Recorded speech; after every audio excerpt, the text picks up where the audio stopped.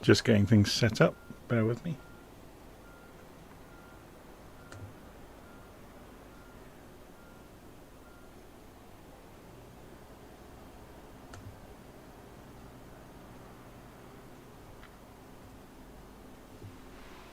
Okay.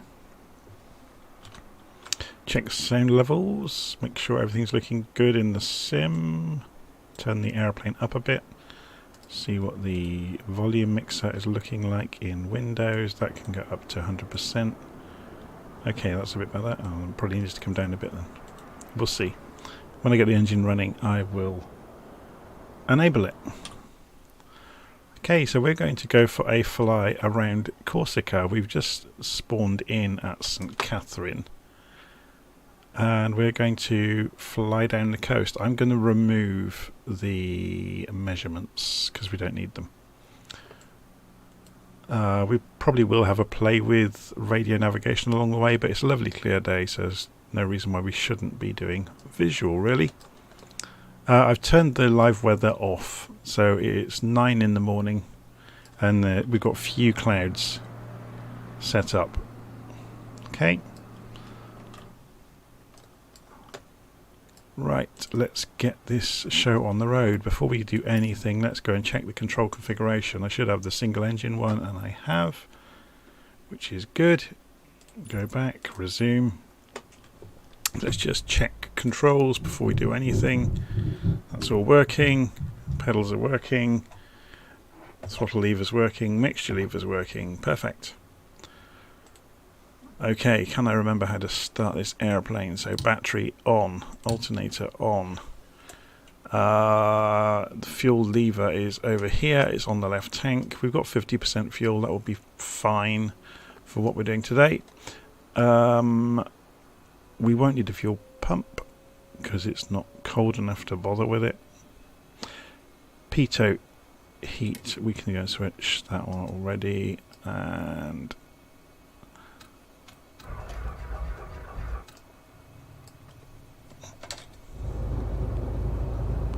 that's interesting. So even with the momentum, before I pulled the mixture in, the momentum was enough to get the propeller to fire. Okay, so let's go and get the avionics on now, and we'll put our lights on. There's nobody near us, so we don't need to worry. We'll also go and turn on the nav light. So you roll this downwards, and that gives you the lights on the end of the wings.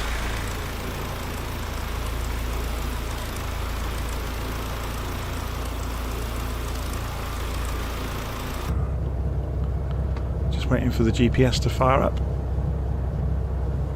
Am I on multiplayer? Pilot Boy is asking. Yes, I am. I am on the Southeast Asia server. So just wait for the GPS to come up, and then we'll bung in these coordinates. LFKC for St. Catherine. So at least we'll have something to go by on the GPS during the route.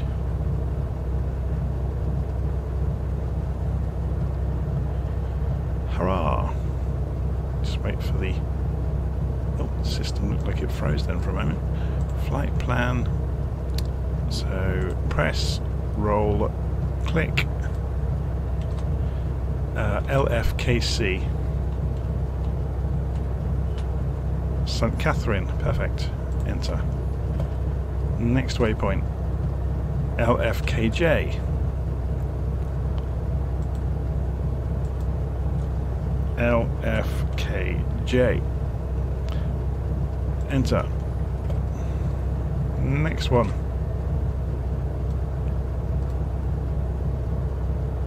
That's interesting. The JCO is down there. I didn't realise that's where it was. Propriano. So what was the ICAO code? LFKO.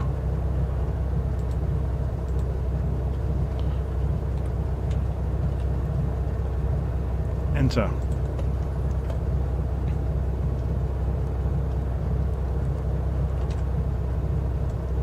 Then LFKF.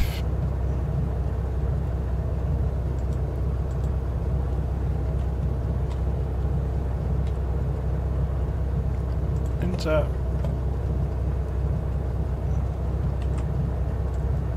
Then LFKG. Start doing it the old way then. LFKG, old habits die hard. Enter. And finally LFKT. So we'll be doing touch and goes all the way around basically. LFKT. Enter. And LFKB is the final one. LFKB. Paretta. Enter. And press flight plan. And we're pretty much done with that. So we should be able to put this back on. Now, of course, this isn't the 530, this is only the 430, so you don't get the arc mode, that's fine.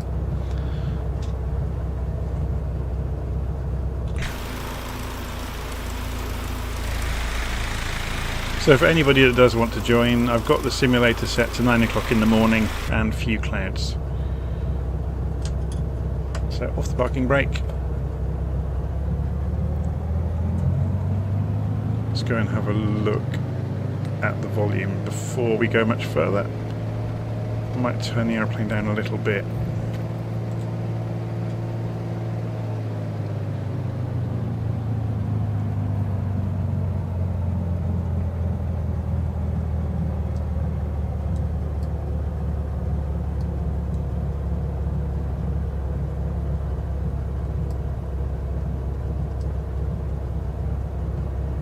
It's quite a big runway here.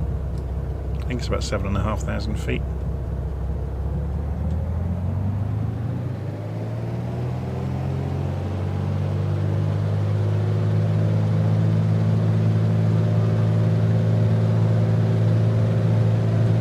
Knots, 60 knots, and rotate.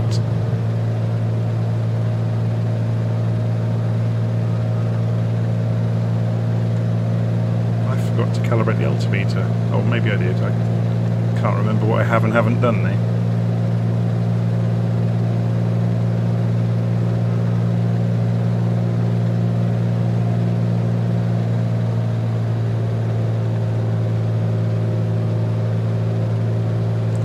Trimming out on the way out.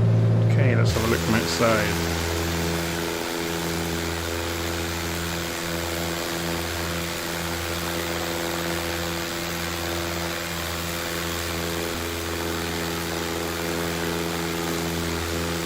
Screenshot City today, isn't it?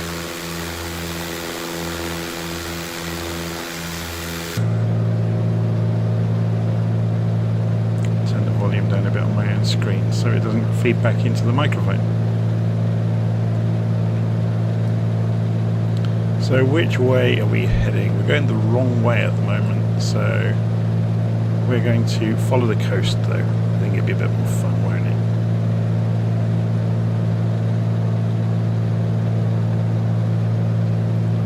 So the first village we're going to approach is Calvi.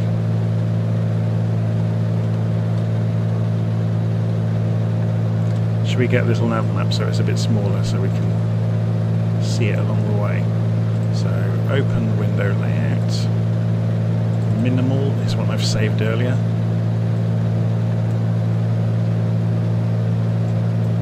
So we're just approaching Calvi for our first.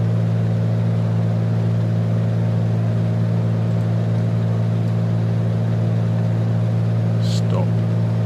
What I'll do is I'll make this a bit bigger, but I won't keep it on the screen. Just as we get to places, I'll pull it up.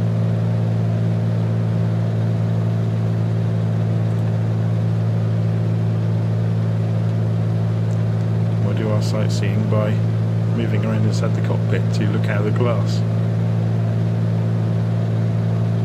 My flight simulator name is John Beckett, JONBECKETT.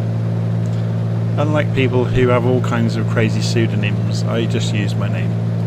It's much simpler that way.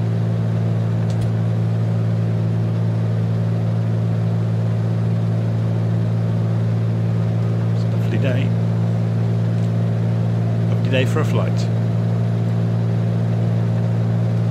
So that was Calvi, just down here.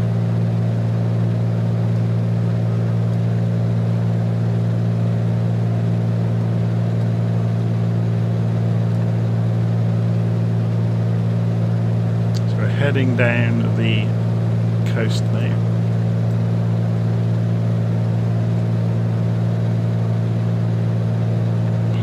PA-28 is a bit further down, so the other end of this spit of land here. My word, there's a long line of windmills.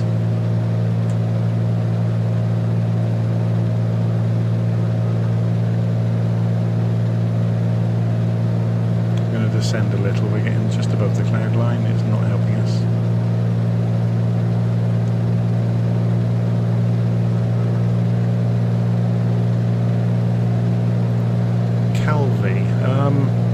Might be a challenging approach for the big jets.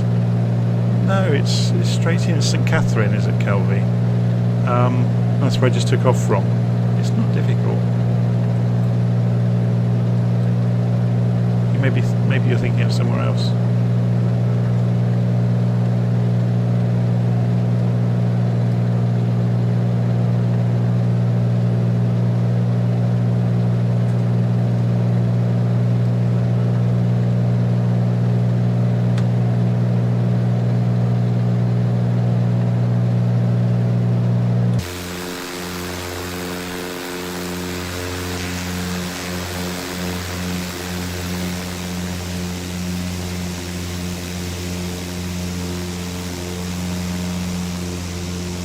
So this is the player.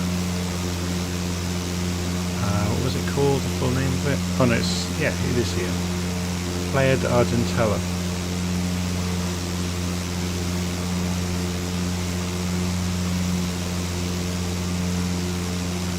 And well, on the far side of this inlet is Plage de la Galleria. What's it called again? Plage de Galleria. It's over there. We'll cut across the bay.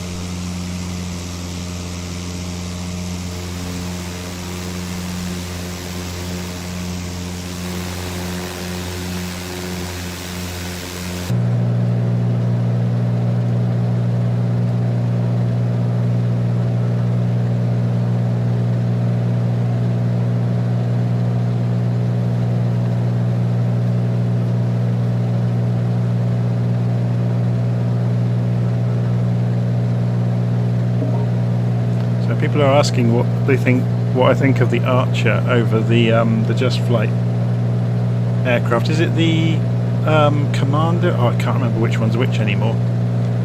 There's a Just Flight aircraft that's very similar to it. I think this is maybe... It's difficult to say. I don't know. I'm not a real pilot. I've not flown either of them in the real world. Not seen them being flown in the real world. I know the Just Flight ones, the ground handling was always a bit sketchy. They kind of jump around on the ground.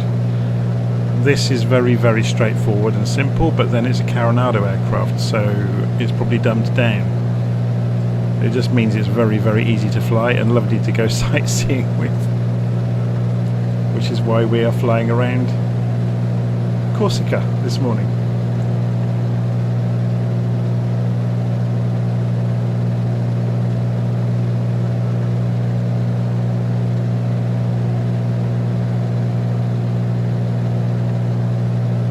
Oh, I see what you mean now about the difficult approaches into St Catherine. Yeah, if you had a southerly wind, it would be suddenly a lot more difficult to come in over those hills. Should we do a bit of a turn then? So there's the Plage de... I've forgotten the name of it again. Galleria.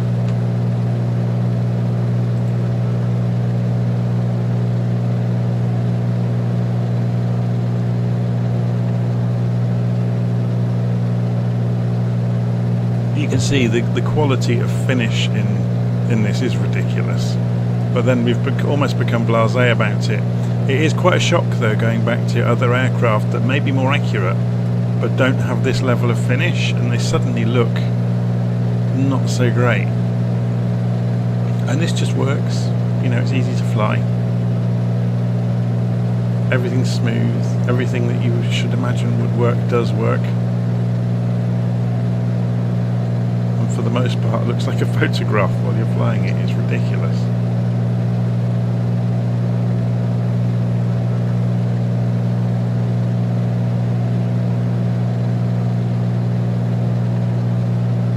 Okay, so is that a tree or a lighthouse that we're seeing at the end of the headland?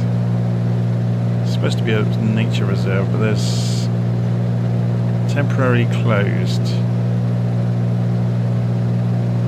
But that's not what we're seeing. We're seeing something out here. It's probably just a tree that Flight Sim has deemed itself. It's going to go and stick a tree on the end of the headland. Tree, or is it a structure?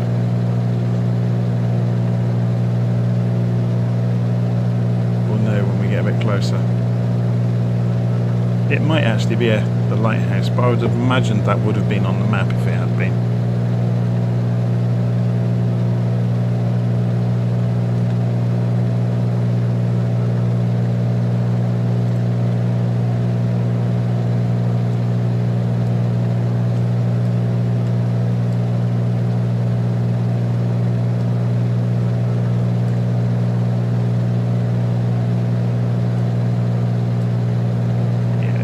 Bit of land that the simulator's made a pretty poor job of drawing.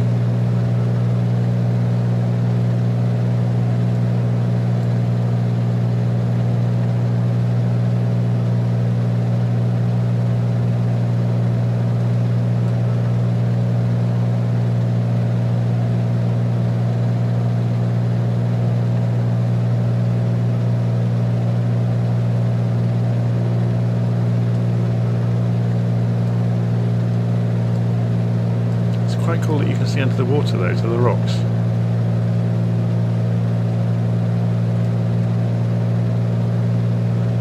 I like it when Flight Sim does that. It doesn't always simulate it well, but when it does it, it's quite eerie. Should we get a bit of height?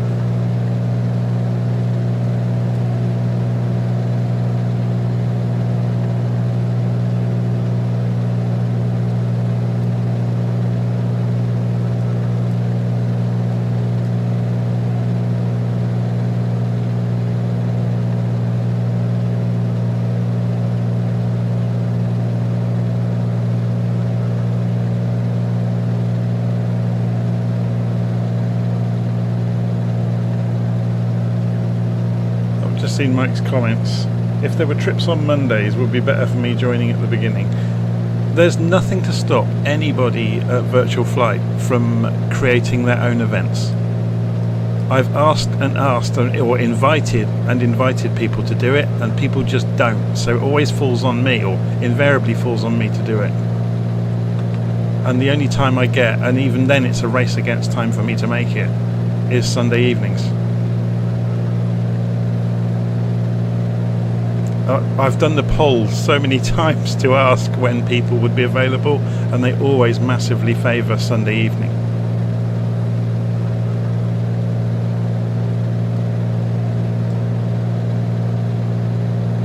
But I think it's just, you know, typical of most people with a family or young family. Although my family aren't so young anymore.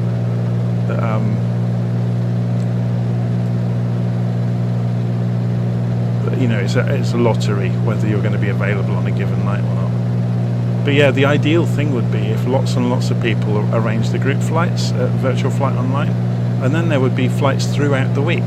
It wouldn't just be the one, it would be lots of them. And it would, to be honest, it would help, because the weekly group flight on a Sunday evening, it was never planned to be that way, but it's actually become too busy, and it's breaking the simulator. I think we had about 70 aircraft in the air at once yesterday, and that's getting into the realms of breaking the multiplayer. This scenery looks good, doesn't it?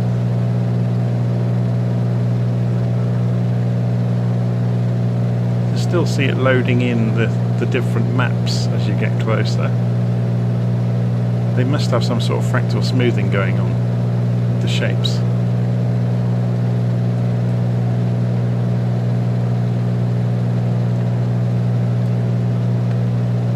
There's a view you wouldn't get bored of in a hurry. Should we see where we are? So we're coming past Ossani and Portinello down towards Plage de Porto. Gulf. So this is a Gulf of Porto, basically. Down in there is Porto. Or Plage de Porto. And on the hillside opposite our right wing, which is over there, is Piana.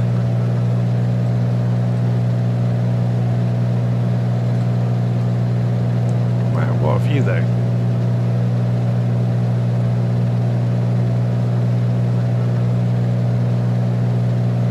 Almost makes you want to go and fly up the valley, doesn't it? Where does it go if we were to go up there? It's a canyon basically.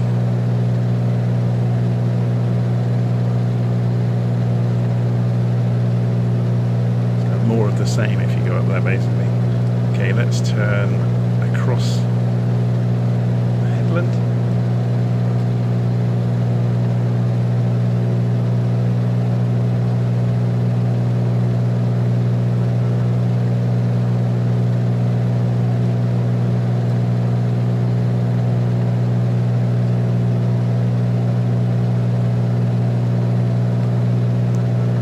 Thanks for the compliment, Mike, about being the in quotes best leader. All I really do with the group flights is set up. There is a bit of a method to the madness. I typically sit back and just moderate the conversation to make sure nobody starts arguing or anything like that, or to try and guide people to be sensible. But by, I think, more luck than judgment, we have attracted a lot of aviation enthusiasts, and so they are far more interested in talking about airplanes and the simulator than about start arguing about football or politics or anything, which we don't let people talk about anyway. But there is some method to the madness with the planning of the flights. It's always figured out to be inside 2 hours for the flight. We always have an airfield at halfway for a 5 or 10 minute break. We always try, if we can figure it out. The trouble is we're running out of places in the world to find clusters of airfields close to each other.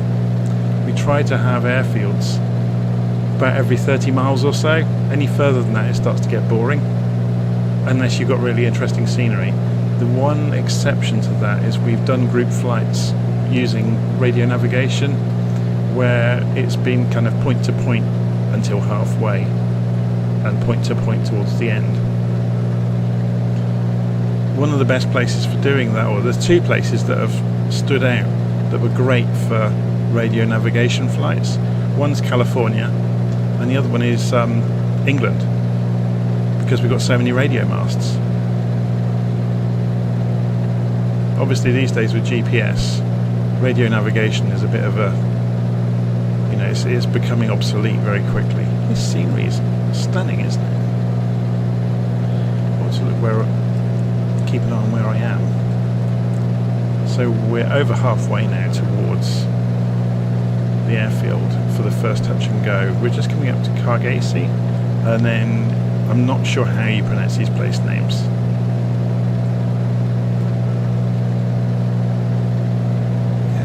Oh, look at this mist. I'm guessing I've just climbed into the base of some cloud, but if we descend a little bit, we'll probably get a nicer view of the ground. Yeah, there we go. Look, we were just in a cloud.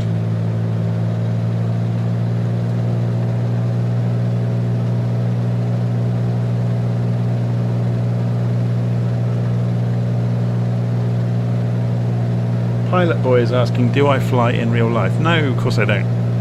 I'm as many people would say, a simmer.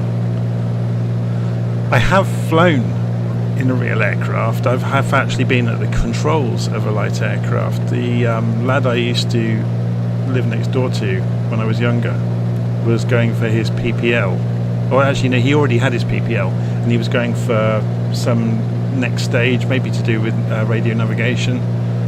And obviously he needed hours in the aircraft, and so he would get friends to help pay for that. And he knew I was interested in aircraft even back then. This is all 25 years ago now. So we went out one day, and while he was flying along, we went out over the west of England on a sort of a circular trip, and I obviously helped him pay for the aircraft for the day. And yeah, while he was getting on with things, once he figured out that actually, yes, I could quite happily control a real airplane because they work exactly the same as the simulator, he let me get on with it while he was busy doing other things. Obviously, he kept an eye on what I was doing.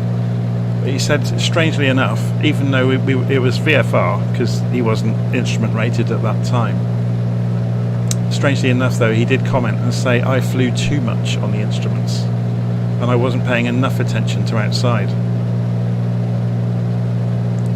Because he gave me a heading and an altitude and a speed, and I just religiously followed them, and we could have been in the middle of a fog bank and it would have made no difference to me. Because bizarrely, even though he had not learned instruments yet, I had, but in a simulator. So I was quite happy not looking out the window and just shutting my senses off and trusting what I was seeing.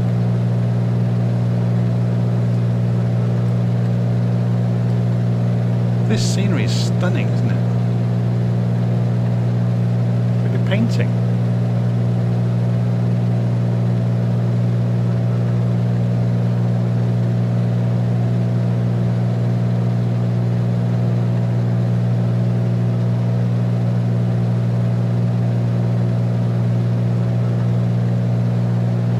Shannon Clark is asking if I've done the Caribbean island clusters like the Virgin Islands, Caymans, Grenadines, Turks and Caicos. No, I haven't. Although I've obviously been there on flights, but I've not done like a flight like this, like a live stream of them. I'll have to make a list, won't I? I guess places like Bermuda and places like that would be good, wouldn't they? It typically, though, it has to be mountainous places that look the best. And as you can see, this is like a tourist advertisement for... Whoa, look at all the little boats down there. Obviously they won't be modelled because I haven't got the add-on that puts all the boats in. So they're just going to be dots on the sea. There is an add-on somebody's made that for large parts of the world puts all the boats on the water. I'm not quite sure how it does it.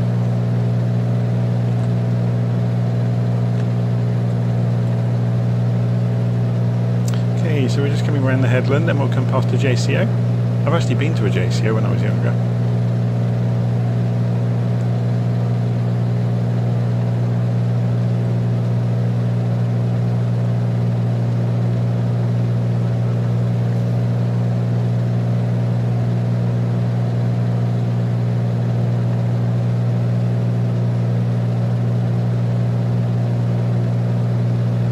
So I'm just reading Mike's comment about difficult places to land. Washington State to Oregon State. Flying M Airport. I think surely some of the mountain airports are the difficult ones, like Lukla. In terms of difficult approaches, the expressway approach is good fun. Into LaGuardia. I think I've recorded it in the past. Should we have a look around some of these villages now we have some civilization to go look at?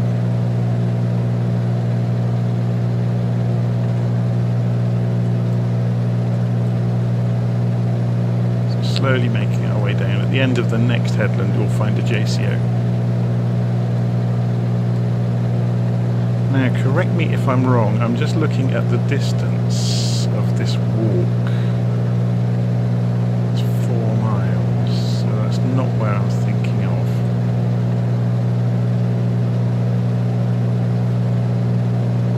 racking my brains trying to remember. We went on a walk from one of these little ports to a lighthouse. I can't remember where it was.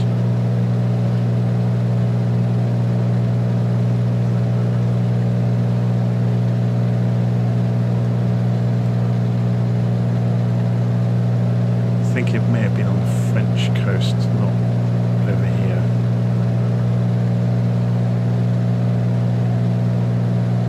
Yeah, it was Portofino. Yeah, it wasn't French, it was Portofino. That had the walk to the lighthouse. Or I think it was.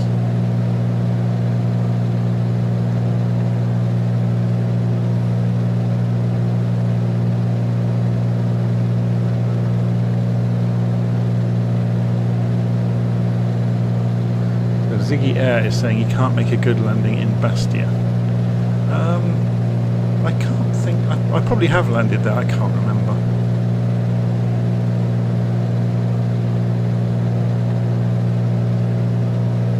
I'm just trying to think of some difficult approaches. The one I did the video of the other day always tests people out that like to fly the big jets. Reggio Calabria on the edge of the Italian mainland, just across from Mount Etna, because it's got an offset approach.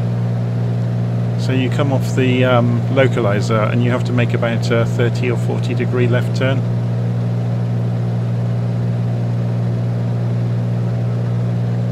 There's a really crazy one in Canada that's about a 70 degree offset ILS. Another one that people don't really, doesn't occur to them, that's quite difficult if you do it properly, is Gibraltar. If you come in, I think it's runway 27 from the west, from the Spanish side of Gibraltar, halfway across the water between Gibraltar and the mainland is the border with Spain, and you're not allowed in it. It's Spanish airspace, so it means you have to make a very tight turn over the bay to come into runway 27. So people try and round the corner off, or they fly over Spanish airspace on approach, and you're not allowed to do that. Well, I guess you are if you have permission. Getting there slowly. Should we have a look from outside? It's an amazing place, isn't it?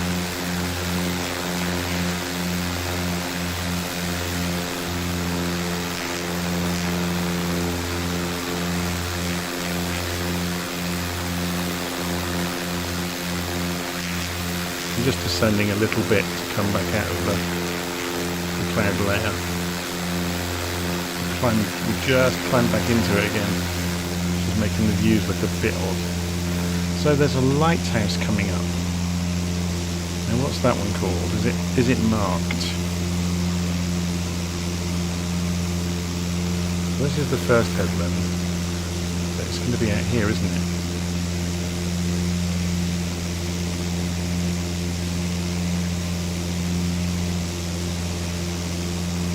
Probably remains of an old fort out there as well, I imagine.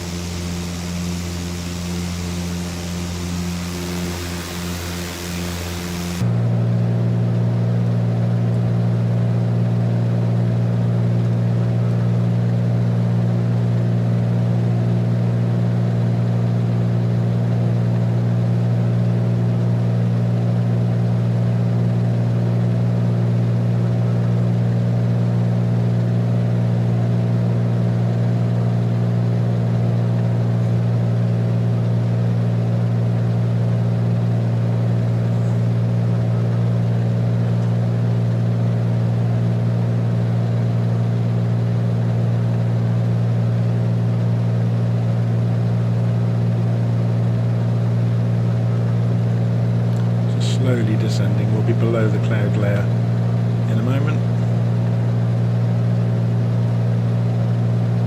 And look, although actually saying that, because obviously we're descending, we've sped up, which stopped us descending because we gained lift, and we'll just cut the throttle and it will soon stop us. There we go, vertical speed's dropping off.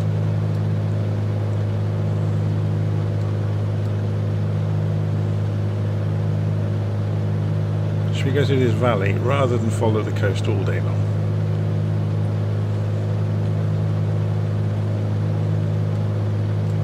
Let's go through this valley.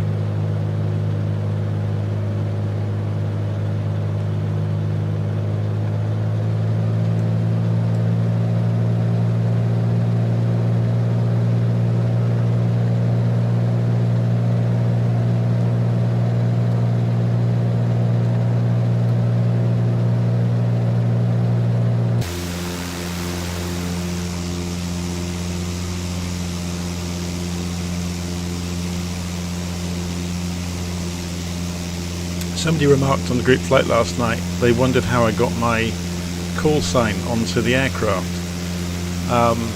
They didn't know. If you haven't seen it, in the flight conditions of Flight Simulator, you can set up your tail number and call sign.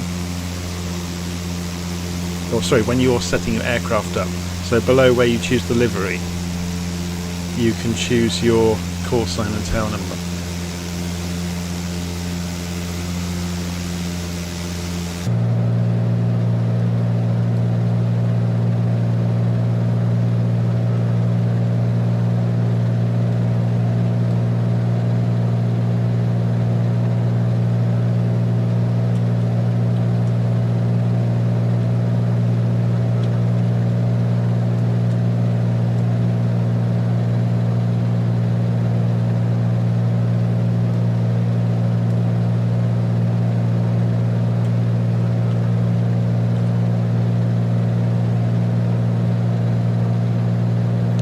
Okay, so the town we are about to arrive at is Ajaccio, which is quite a big port.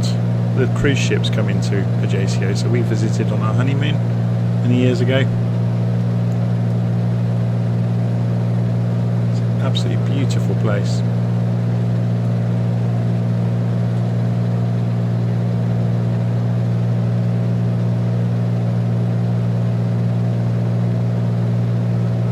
So Mike is saying, yeah, it must be Corsica. It is.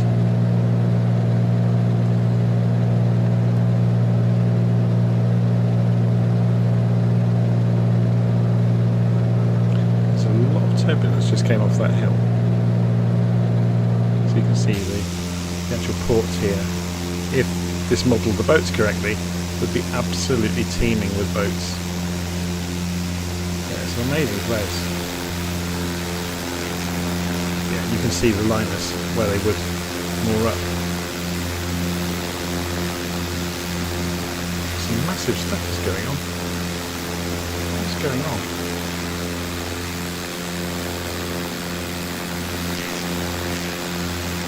I think the sound might be playing up.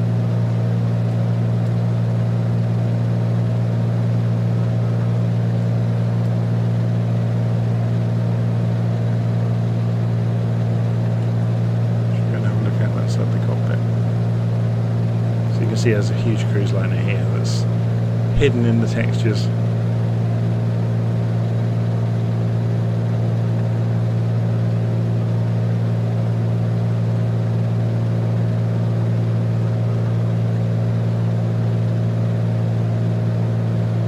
Some kind of container ship here.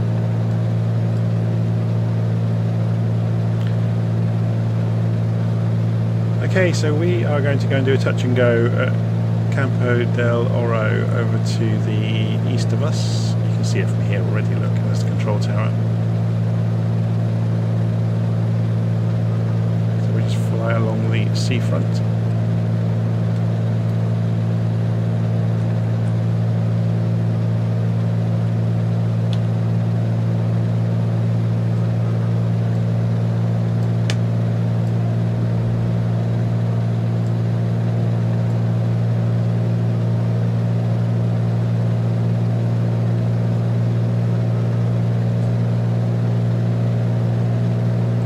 Fredericks has mentioned transmitter.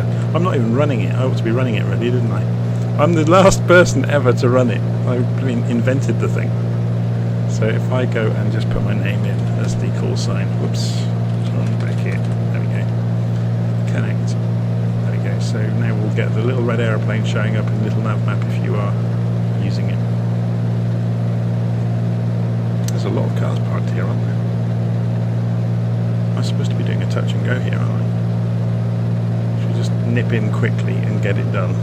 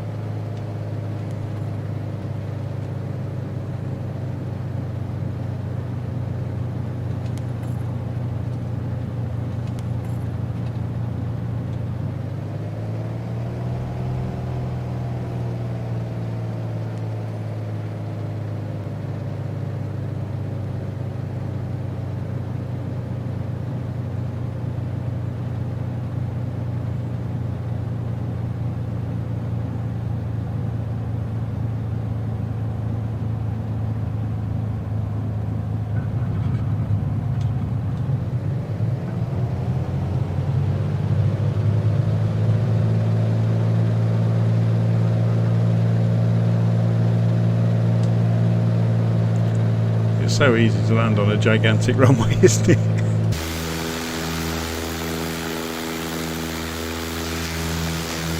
Watch our shadow getting further and further away.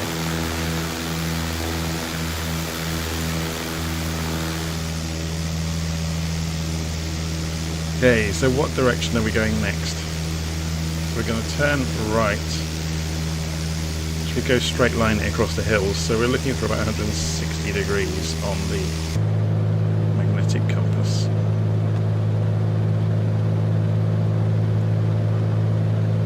So there's a sodding great hill right in the way, so we'll go around it. Actually, can we go the other way? Would it be more fun to go... Sorry, 160, not 60 degrees. What am I doing? So we don't have to go around it at all.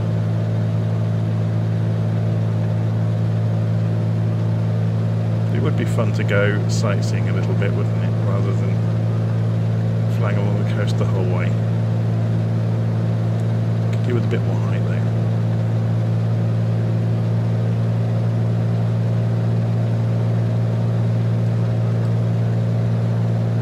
Look at those hills.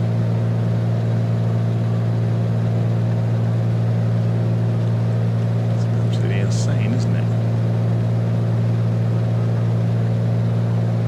While we're flying along, I'm just going to switch the fuel over to the right tank so we use equal amount so we don't get lopsided.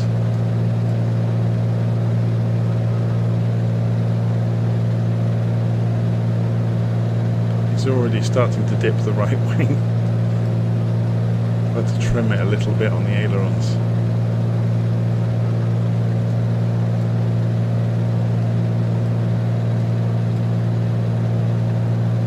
So yeah, on about transmitter, I wrote it not long after Flight Sim came out because I fly with a group called My Air now and again, and they do air traffic control, and it became a huge problem for them because they used to use, oh crikey, oh hang on a second, I need to answer the door. I'll leave the plane flying.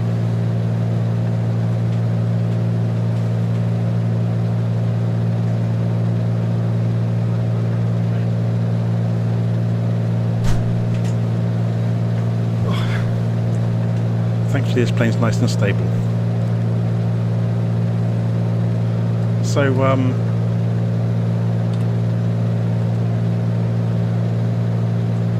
yeah, I wrote transmitter because we used to use a piece of software that injected each other's aircraft into each other's sim. I'm trying to remember the name of it.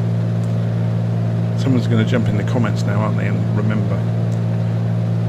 It was a really common piece of software everybody used.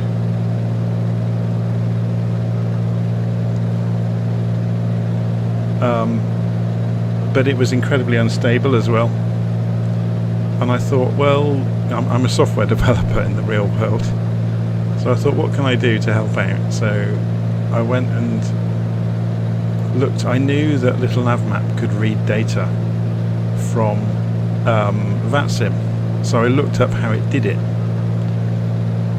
And then I went reading online and discovered that one of the formats that Little Navmap supported was the IVAO data format, which is an alternative to VATSIM.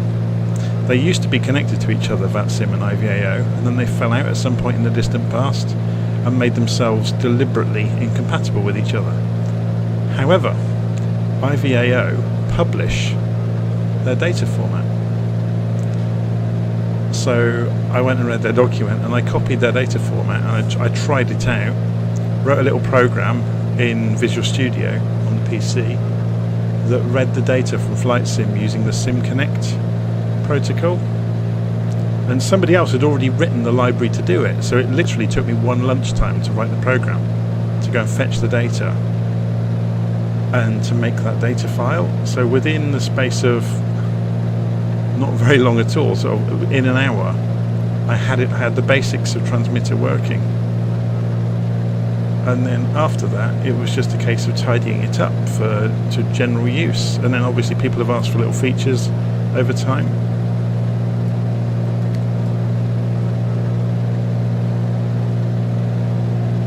But yeah, it kind of just does what it says on the tin, really.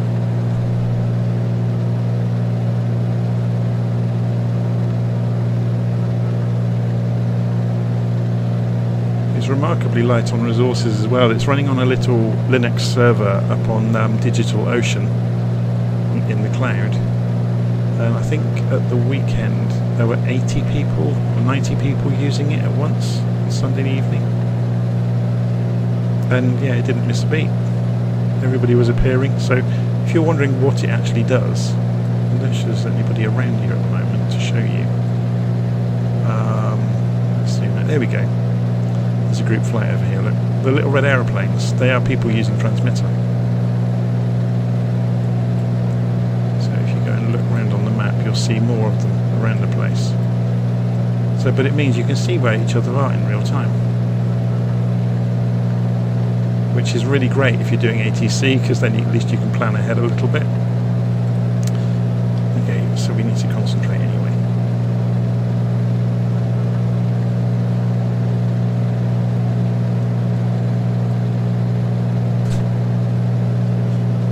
Still haven't fixed the horizon line, have they?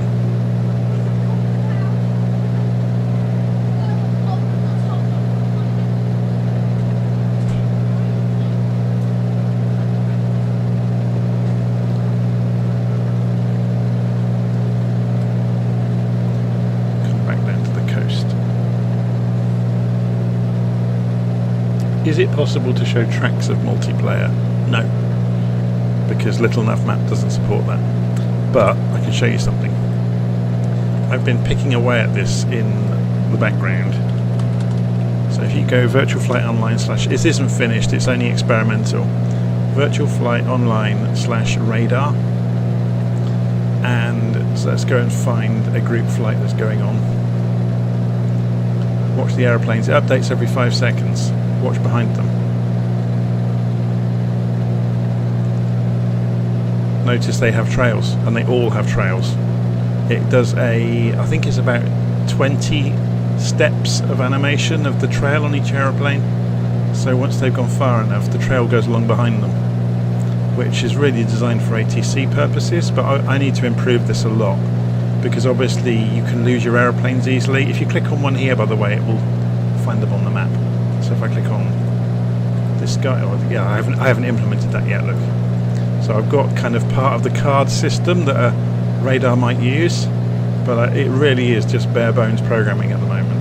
But you can see now, these are actually flying along. So if we were to zoom out and find some other people, you can do the same trick elsewhere, and you'll see their trails. Oh, they're on the ground. Let me go and find myself. Where am I again?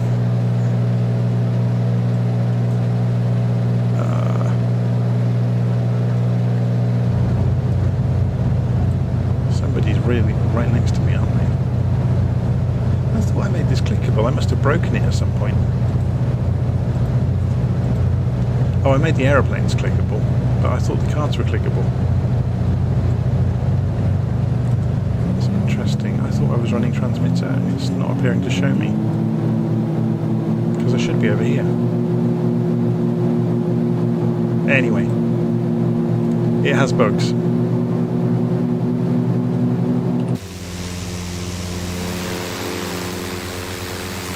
you see where that noise was coming from? It can't be that. He's miles away. There's a DC-6 flying around me. Doing aerobatics, not flying in the manner a DC-6 would ever fly.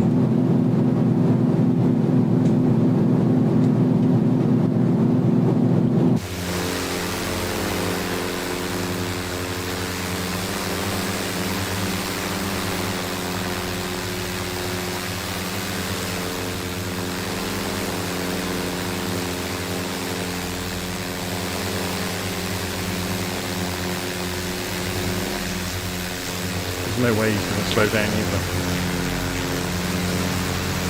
Thing is, he weighs about 30 tons.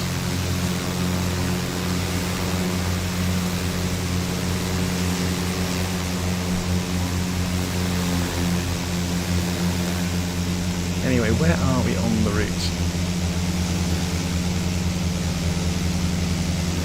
So we're going to do a touch and go here. So we're going to circle the airfield.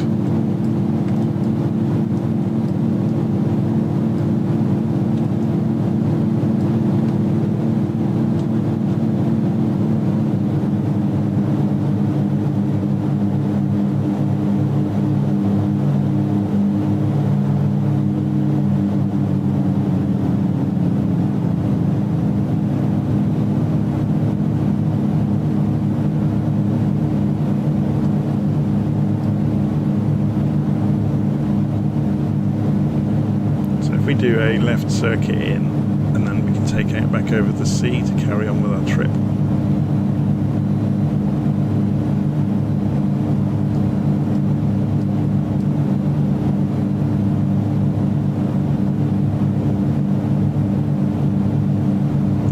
Okay, so flaps down.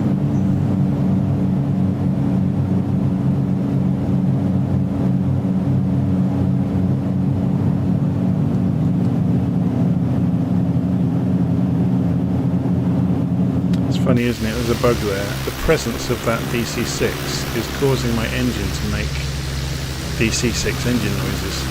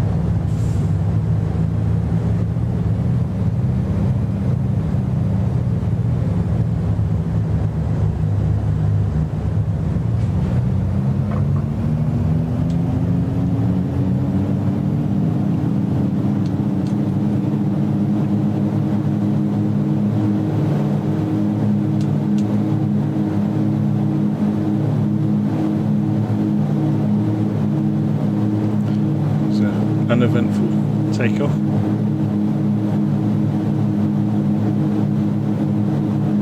Flight share. Just looking at the live stream comments.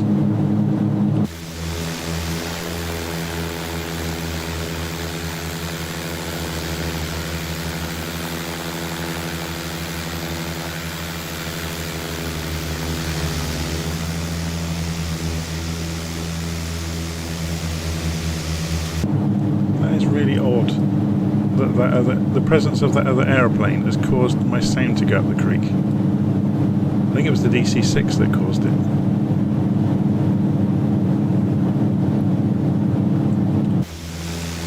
It's a shame, isn't it?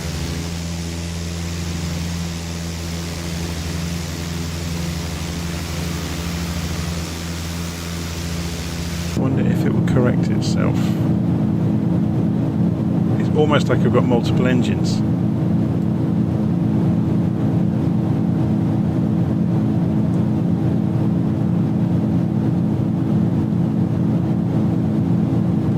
wonder if I turn off multiplayer, if it will fix it.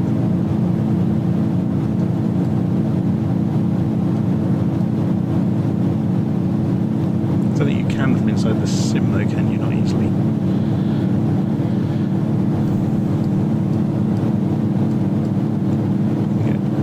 Let's have a look at the sound. Yeah, it's draining me out. It's absolutely insane. To turn the sim down to like... It's this horrible drone all the time.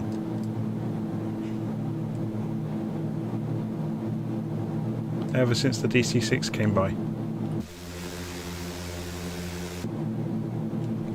Let me have a play, see if I can fix this. Sound, active spatial sound off. Convert audio to mono. What does that say? Enable or disable. So turn that off. Sorry, that's on. Turn it off. Volume levels, aircraft engines, aircraft miscellaneous, other aircraft. Ah, here we go. So can I get rid of it completely? Apply, go back, resume. Nope. It's almost like I got the DC-6 engine's sound instead of my own.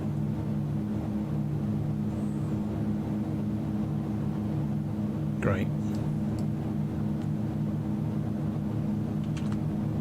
Just going to give everyone a massive headache.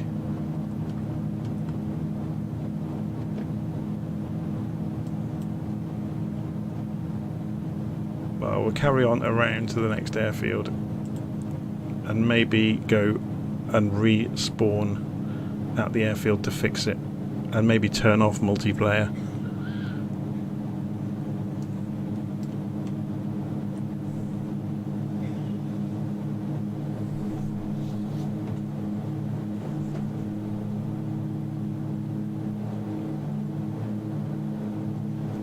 It's quite scary that there are still so many bugs in the sim. But then again, it is doing insanely complex stuff.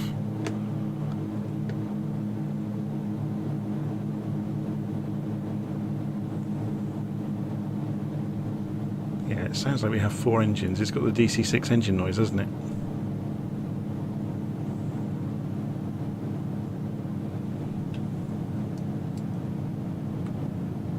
It's really frustrating. How far away are we from the airfield?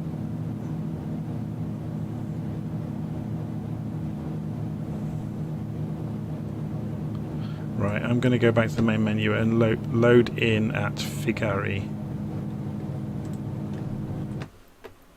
Hopefully it will fix it.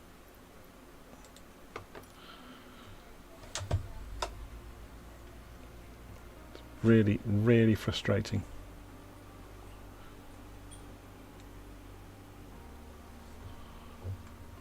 So we want to spawn in at LFKF. I mean, we could put ourselves back in the air, which wouldn't hurt.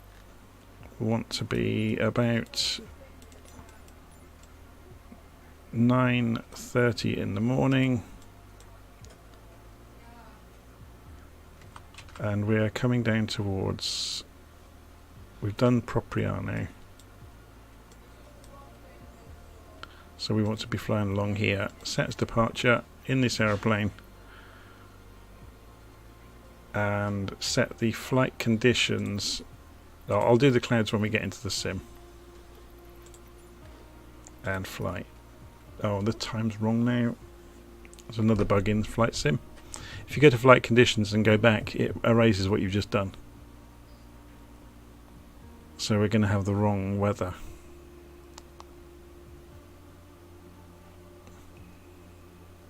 Well, we won't. We'll have live weather, but it's far too windy to make flying sensible. Okay, let's go and fix the weather. And we got our engine back.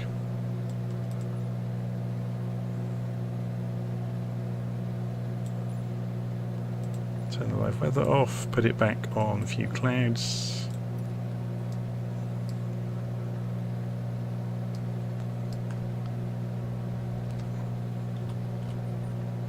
Calibrate the altimeter, calibrate the compass, and we're off to the races again.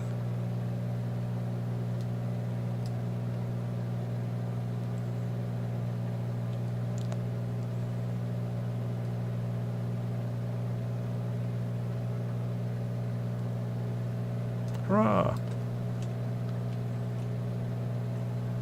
I've turned off the sound from other aircraft. Let's see if they still come in and overwrite our own aircraft sound.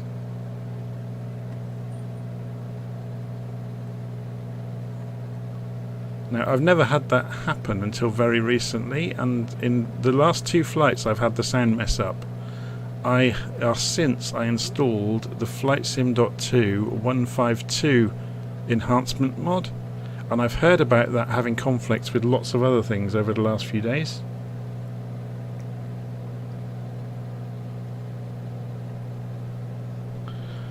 So someone's asked me what I changed the audio settings with. That was this is OBS. This is what I'm using to stream my screen. So it's a free piece of software that allows you to stream to YouTube, and it gives you good control over the sound. So obviously I also go typically before I start streaming and set the levels in Windows to make sure that everything's set up okay, but typically all I'm looking to do is to balance the desktop audio so it doesn't get higher than about -15, and then balance my voice so it hovers around -10 on the peaks. I used to record a podcast many years ago, so that's what kind of taught me about recording your voice. I went and read up on it about, you know, the levels you should be looking to hit. And I'm using a boom microphone. I did use a headset microphone for a long time, which I actually think was better because it didn't have as much bass. So it sounded more like a radio voice. So it was easier to listen to. So I may actually go back to that. But having said that, if I wanted to, you can filter it in here. I'm not sure if I can do it while I'm talking. If I go to filters. So you can actually install VST filters into here if I go and add one. So you can see I can do all the typical sound things. But I could put an equalizer on it and go and modify my voice. But I'm not going to do it now. You sometimes see people like, I think is it 320 Sim Pilot on YouTube, he puts an effect on his voice to make it sound like it's on the radio, on an aircraft VHF radio. Do I use the OBS audio monitoring plugin? I don't even know what that is. I'm just going to go and get rid of that setting.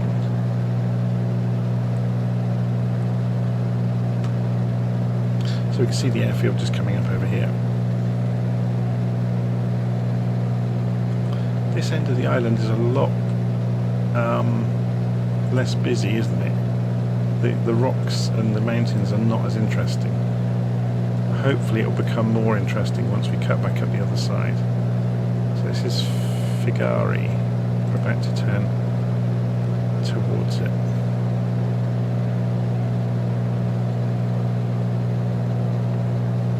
Let's have a look from outside.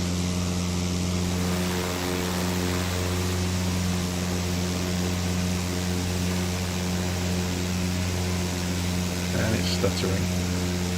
When it stutters, it usually means it's loading assets, and hopefully that doesn't mean it's going to load assets that are going to break the sim, because I've got all of the airplanes installed at the moment. But the penalty of doing that is it could load any of them in if there's any somebody's loaded in a multiplayer aircraft. That was the stutter you saw, was them loading in, or the sim loading the model in. The problem with that is if there is any issue with model matching or livery matching, anything like that, That's when you get crashed desktops and things like that. So it is an absolute lottery flying in multiplayer with lots of aeroplanes installed.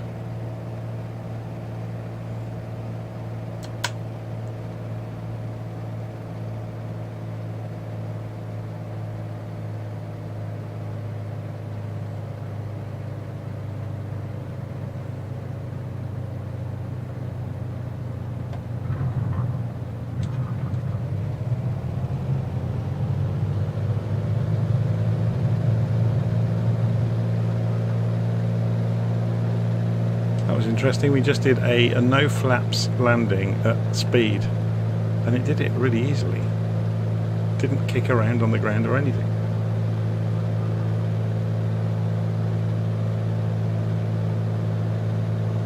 So someone's asking, how do I get the extra waypoints? They're not waypoints, it's just on the map. I'm using the Google Maps within Google Terrain View within Little Nav Map. So there's, if you go and Google Little Nav Map Google Maps, you'll see the add-on for it. It's just an unofficial data file you put in your Little Nav Map folder that makes several different maps available that wouldn't have been there otherwise. Okay, should we go closer to the hills to at least have some scenery to look at on this drag up to the next airfield?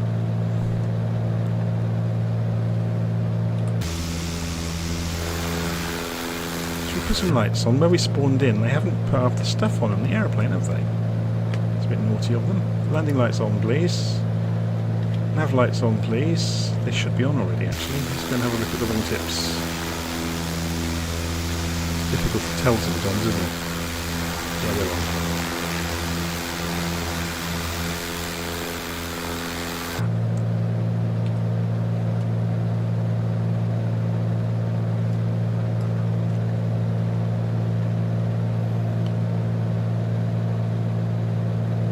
A random guy saying, I should have completed your Little Nav Map tutorial. You can have a quick look at it now if you want. Someone was asking the other day, how do you quickly put waypoints in? All you do is you right click on the map, so say it's on, what's the word, if it's perpendicular to your route, it will go from the closest point, so you can just say add position to flight plan and it will do it. Yeah, and then you can right click on that and delete it again. So you can do that. The other thing you can do, which is quite cool, you can go into flight plan and edit flight plan on map. It doesn't highlight that it's enabled, but what you can then do, if you get it right, and I can't remember how to do it. Oh, I thought you could do it. You should be able, oh, maybe I've just turned it off. This is the thing, it's not, yeah, it turns into, the cursor becomes a crosshair. And then you can click and rubber band your route. But it, unfortunately, it doesn't show you what mode it's in, if you're doing that or not. Anyway, so some of the other maps you can do, if I go back to normal mode, so if I reset this to default, I'll keep the flight sim half visible in the background. Let's go and get rid of all the panels. In the globe at the top, you can see I've got a lot more than normal in here, but you can choose the presentation of the map. So typically when you first load Little Nav Map, you will see the OpenStreetMap, so it will look like that. You get lots of other options though, so you've got the Open Topo Maps, which is really slow to render. Even I've got a ridiculously fast internet connection, so you can see it's been delayed by them delivering the data. But yeah, because I've got this unofficial add-on, I also get Google Maps, so I can go to normal Google Maps view, which looks like that, or the one that I prefer for flying, which is the terrain view. And obviously that's got lots of features on it which are really useful. So in order to get rid of all the toolbars, you can go into the window menu and just untick everything, and then you can save your window layout. So if I open my minimal window layout, it's just got everything switched off.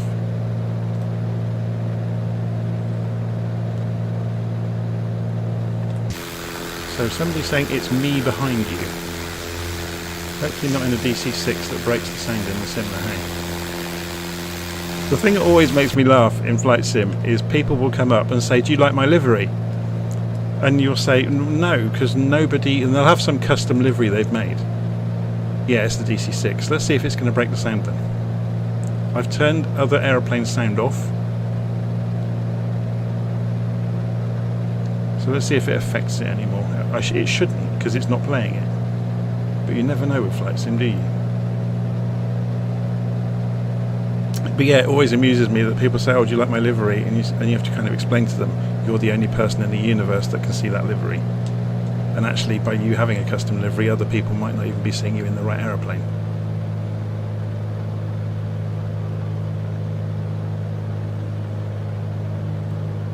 I'm going to formate on the DC-6, am I? This will be a challenge to see if the DC-6 can go slow enough and if I can go fast enough. So we're going full beans on the mixture and the throttle, and I'm only just staying with him. And he's got flaps down, and yeah, the Archer is not quick. He's pulling away from me, look. There's nothing I can do about it.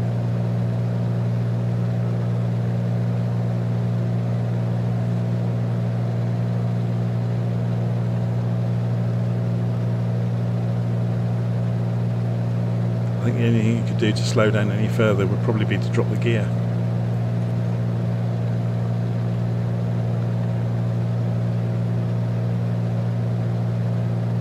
I'm not going to climb to stay with him because I'll reduce in speed and drop further behind. So I could do that trick, couldn't I? If I descend, get some speed up. Yeah, he's dropping gear, which will slow him down. So I'll raise as well.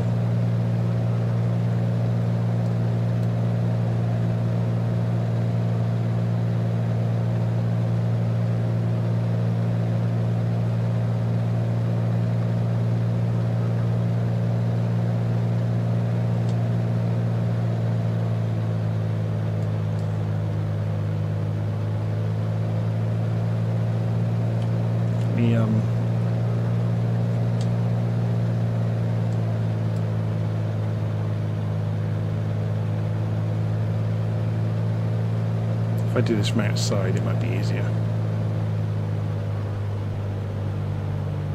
I don't want to hit wings. Oh, it's going to dissolve him, isn't it? Because we're too close.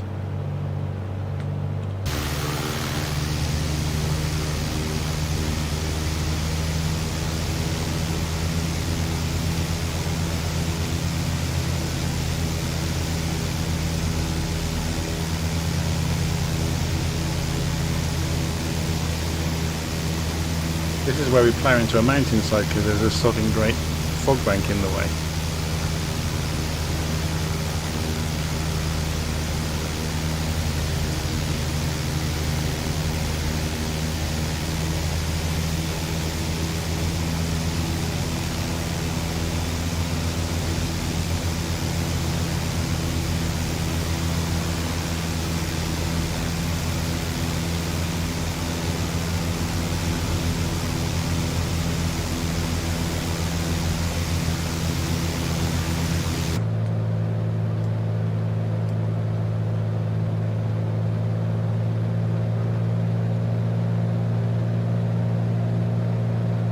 Should we fly underneath him and have a look?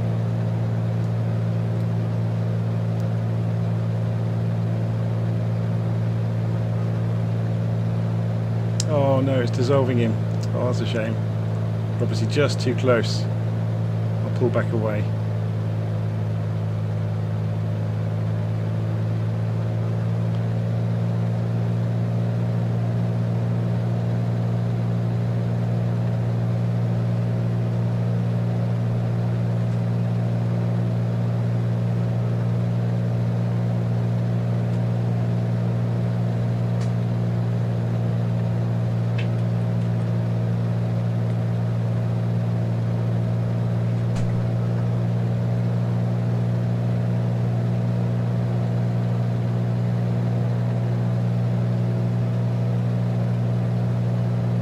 Get to the other side.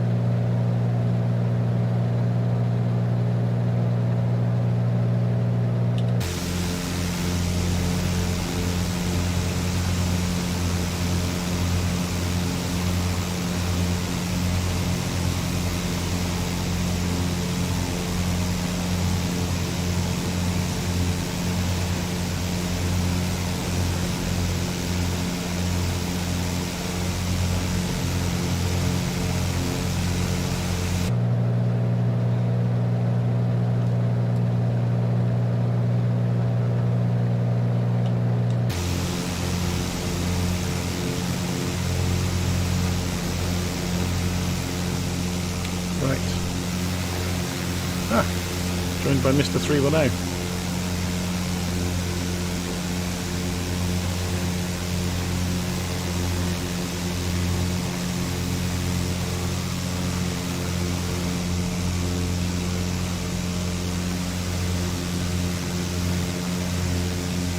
We should go up onto Mr. 310's wing and wave.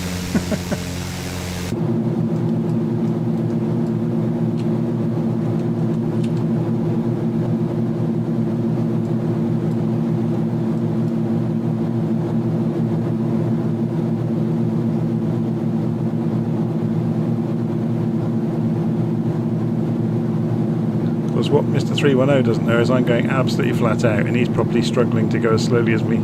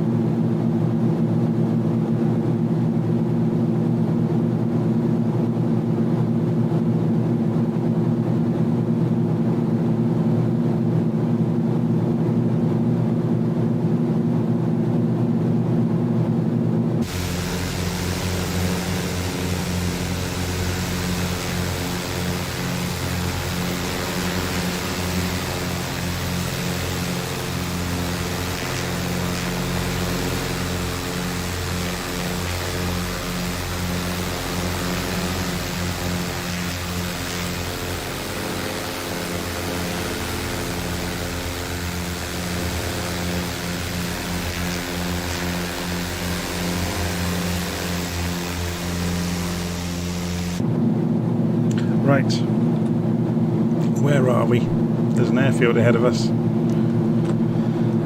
We're almost on top of it.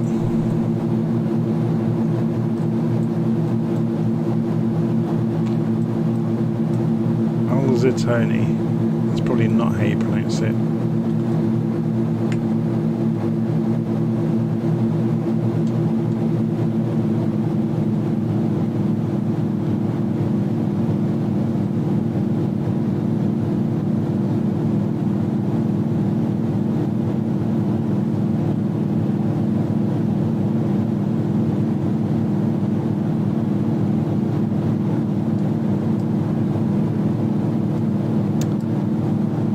It's funny actually seeing people joking there about skills and all the rest of it. The thing that teaches you formation flying is dogfighting in DCS. It gives you such good stick and rudder skills that you won't get any other way really. Being able to hold behind somebody and get a crosshair on them is a whole different game than just, you know, flying an aeroplane and getting it onto the ground in one piece.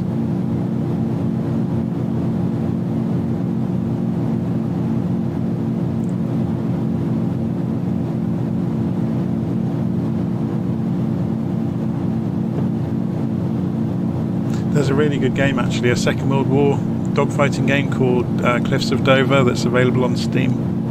It's part of the Ilyushin series of games.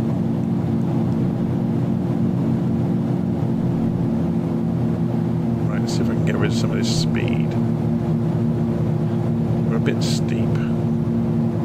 Where's the rest of the airfield? Is it just a runway? Have they just not modelled it? I don't think they've modelled it, have they? There seems to be an absence of any... Oh, hang on, is it a military airbase?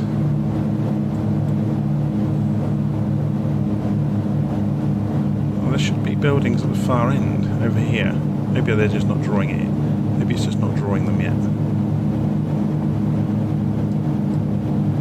Because Little Navmap gets its data from the simulator.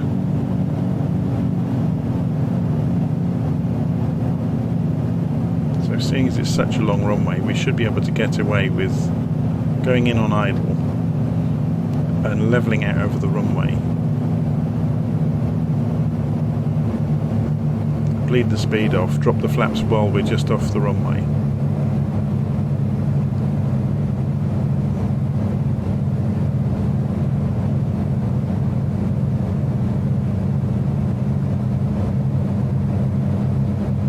Space shuttle landing technique. Look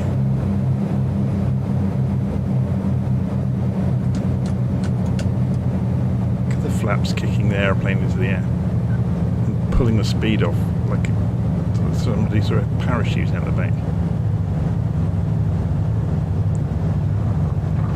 We're down.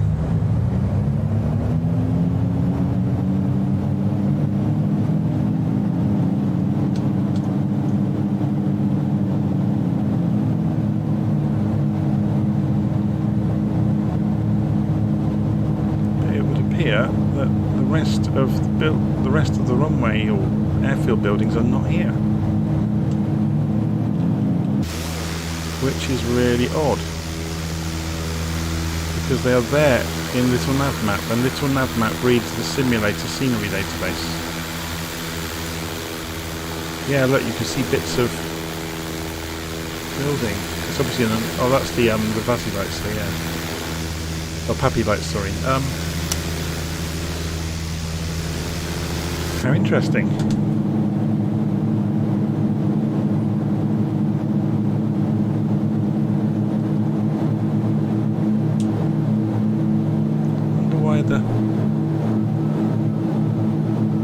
Wonder why the airfield was missing.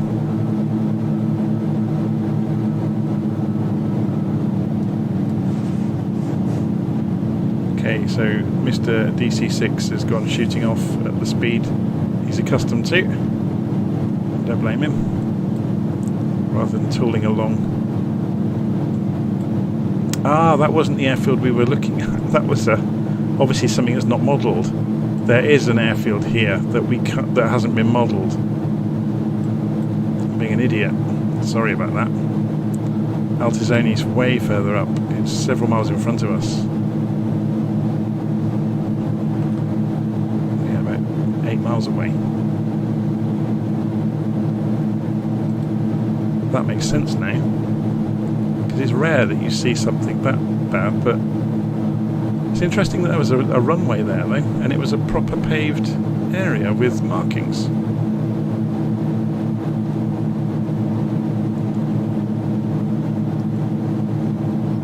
Let's trim the engine out a little bit.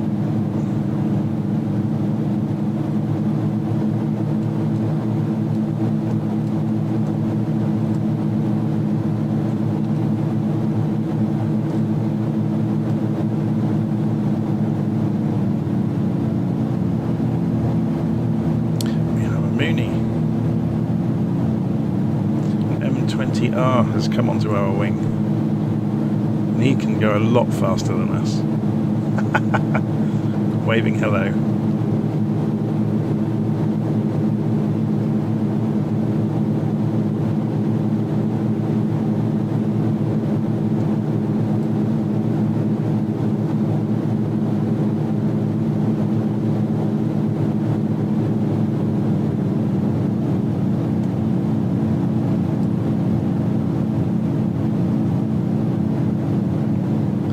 Somebody else with some DCS experience. See, if this was DCS, you'd have seen the end of my wing falling to pieces by now. It's the most fun game in the world, shooting people's ailerons off. Okay, we have an airfield coming up at last, the one that we were expecting. So I'm going to cut the engine and descend down into Altizoni. I think just to make it a bit more fun, I'm going to do left circuit in, so then we get to look at the airfield before we come in.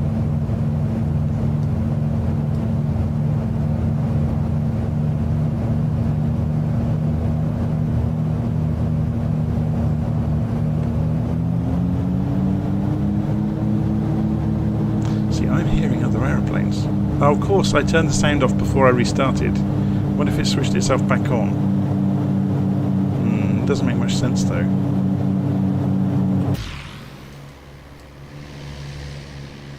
There's definitely something broken, isn't there? Because I'm hearing odd stuff. I've got the rumbling of many engines is back.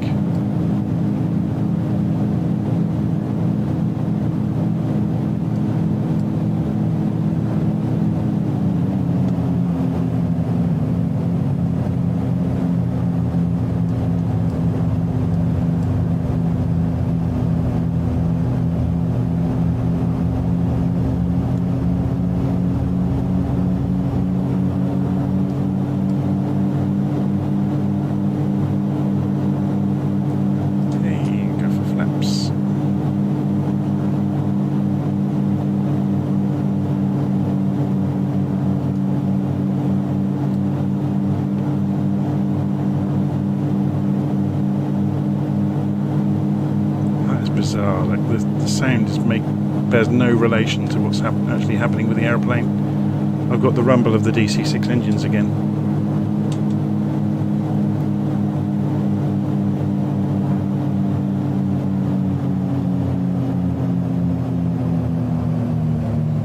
Really, really odd.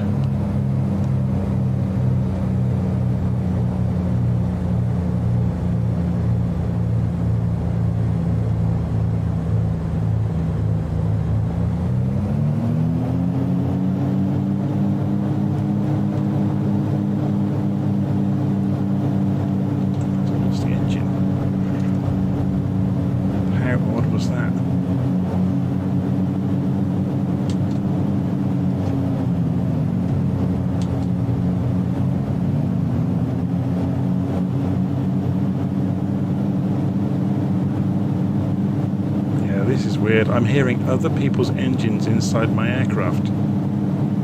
I can only think this is the presence of the Cessna 152 mod that's caused all of this.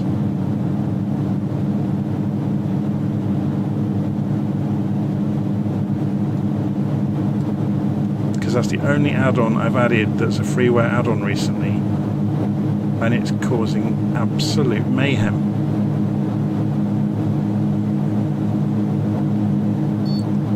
I can't be bothered to go and remove it now because I'd have to restart the simulator completely. Whereabouts are we? How far have we got to go? Oh, we've still got quite a long way to go. Right, I'm going to restart the sim and remove that add-on. LFKG. Okay. Bear with me.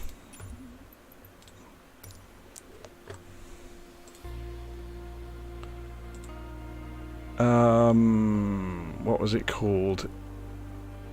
If I search for date modified, JP Logistics 152, that's it, isn't it? It's about to disappear. And I'll have to restart the sim to get it to behave itself.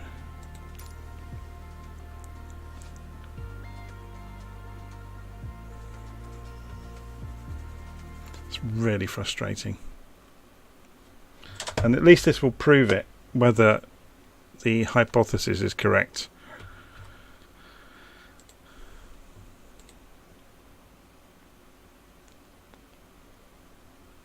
Game is already running. Of course it is, because we can't see it, but it's still there.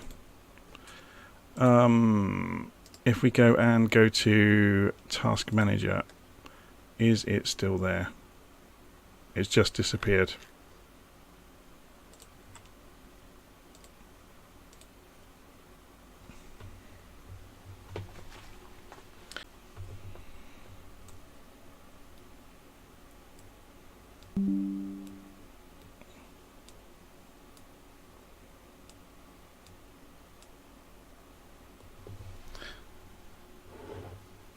Yeah, Ernie Modular saying the sounds very poorly. It was very poorly. As soon as I got near any other aircraft, it seemed to be taking on the number of engines the other aircraft had. The only thing I can think that I've added recently that might have caused it is the freeware 152 add-on. So I've just removed it. And we will see. The only other thing I updated was the WB Sim 172 add-on. But I guess we'll wait and see. One or other of them. Now the 152 add-on and the 172 add-on both modify the annunciator panel to make appropriate lights and sounds. So it could be that has messed the sim up.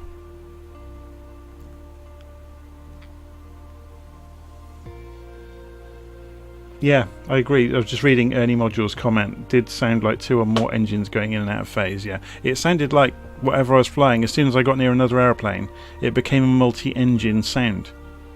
Or it sounded almost like I was hearing their engine, not my own. And I wonder if it was those... Oh, I haven't removed the WB Sim one, I can't be bothered now. If in doubt, remove add-ons.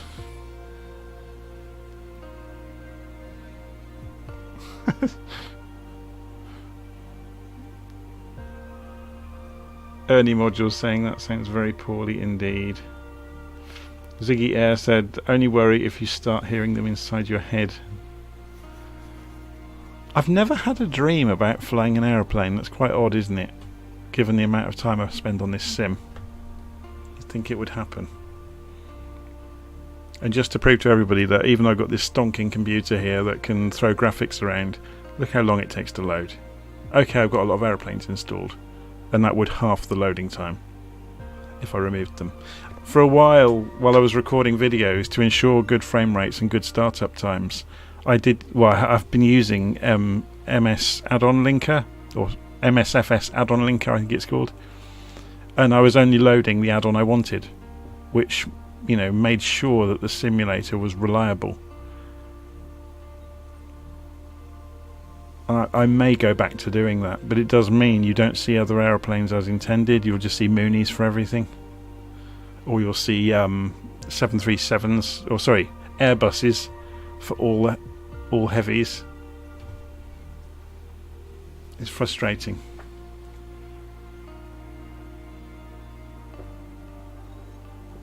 I think the most frustrating thing is when the sim works properly, it's fantastic. But unfortunately it's incredibly fragile, and most of the reason for that is a lot of the third-party add-ons are not as good as they should be. And I work as a software developer, I know all about this. Testing costs time and money. Yeah, and if you haven't got the base on which you're building, if that is also not being tested as thoroughly as it should, then that's where all that fragility comes from. And you think about it, this is an enormous house of cards. You've got an operating system that has to be tested. You've got graphics drivers that have to be tested. You've got sound drivers that have to be tested. You've got network drivers that have to be tested. There's layers and layers and layers of stuff going on.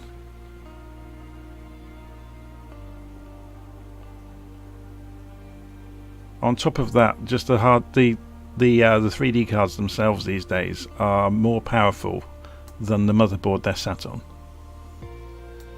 Far more powerful.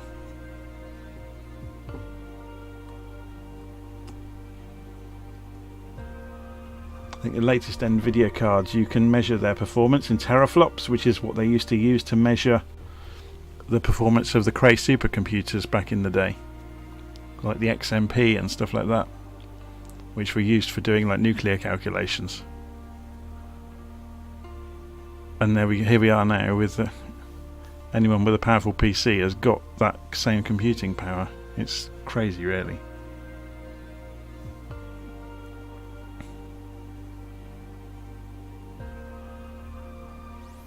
Right, it's loaded back up. Should we try a different aeroplane just to see if it was the aeroplane causing it? We'll go for the Seminole. It's a little bit quicker, isn't it? And we're going to load in at LFKG. So LFKG. We're going to set the time.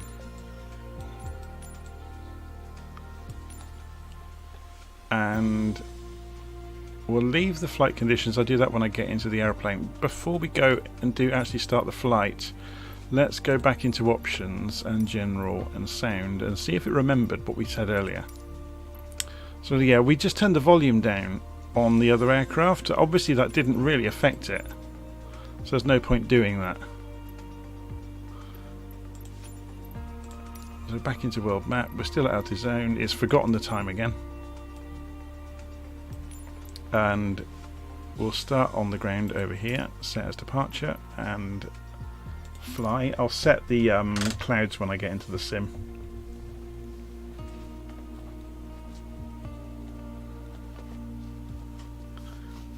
I've just seen Alpha Indigo's message about the DC6 test.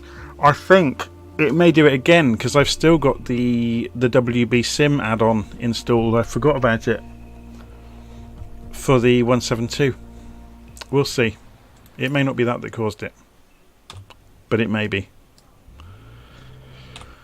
Okay, let's whiz through getting this thing started. Mags on. Battery master on. Turn the alternators on. We won't need the fuel pumps because it's not that realistic. Right. Start. Let me just put the... Oh, I need to go and change the... Oh, that's interesting. Need to change the control scheme to 2 engines.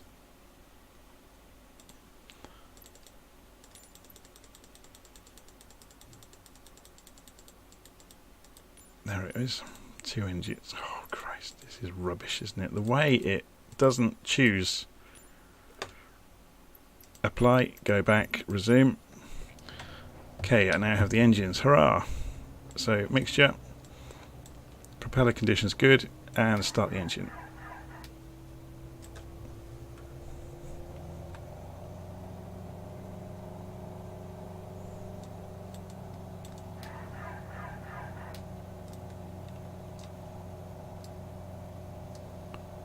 Interesting.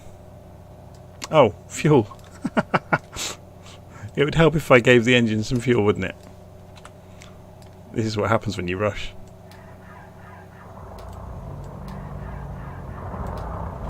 Let's just check the sound levels so you guys can hear me over the engines, which is good, but it's a little bit loud, but we'll just live with it for the moment. Yeah, because they calm down. Nav lights on, landing lights on, strobes on, recognition lights on. And where's the... Oh, there's the autopilot master. Where is the avionics switch in this? I can't remember. Oh, there it is. Radio master on. Staring me in the face. Turn on the transponder. Wait for the... We're not going to bother with GPS this time. We'll wait for it to boot up.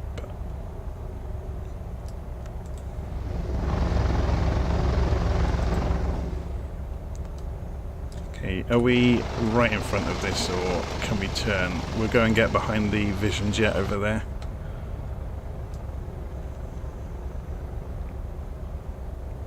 There's an RV-14 over there. Okay, so that's just picking up the satellites on the GPS, and then we'll get on our way. So when we take off, we're heading 17 miles across the hills towards Corte, not sure how you pronounce it. 324 degrees. Just waiting for the GPS to acquire before I dare move. Hurrah! We're back in business.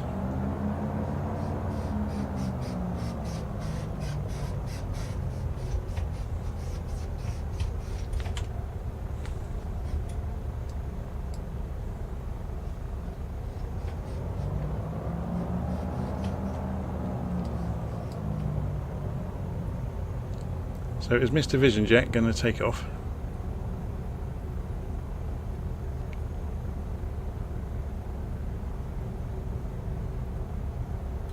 Oh, he's waiting. Here comes the Mooney. We're not watching. Oh, crikey. Head on. Oh, there goes the Vision Jet. Should we watch him?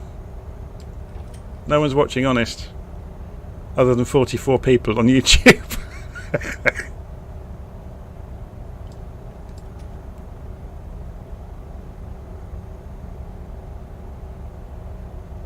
Rotate!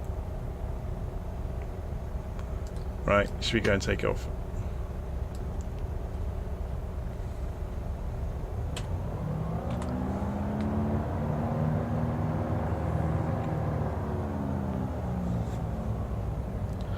Flaps are takeoff position. Mixture is rich. Propeller condition is good. Let's sit up to see over the nose. Got a bit of a crosswind we're dealing with. Of course, I haven't set the weather back, have I? So we have got a crosswind. That's fine.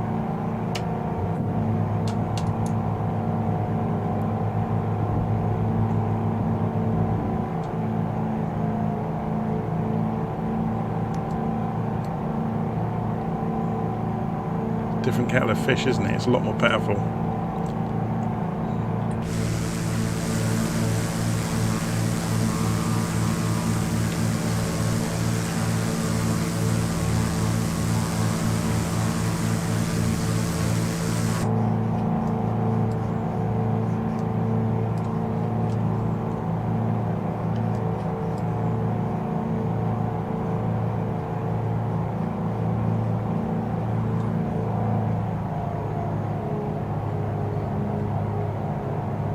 Okay, let's go and get the fuel calmed down a bit, the propellers turned down a bit.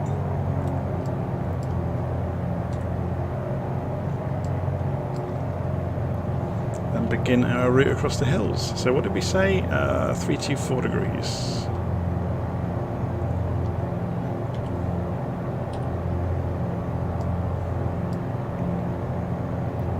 So there's... inclined to go up through the valley here rather than straight over the top. Just trimming out the aircraft.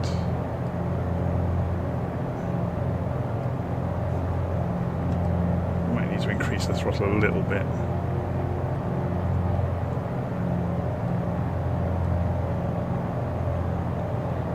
There we go. It's not as stable as the although I've got live weather on now, which I only had a few clouds before. Should we switch that back? Because it did look quite pretty, didn't it? And we don't have to deal with the wind then either. There we go.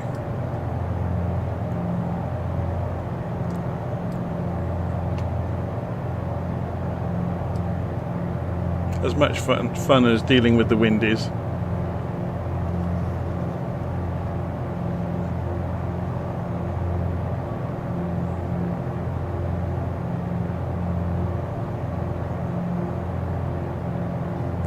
The Seminole's very good. I'm just reading the live stream comments, catching up.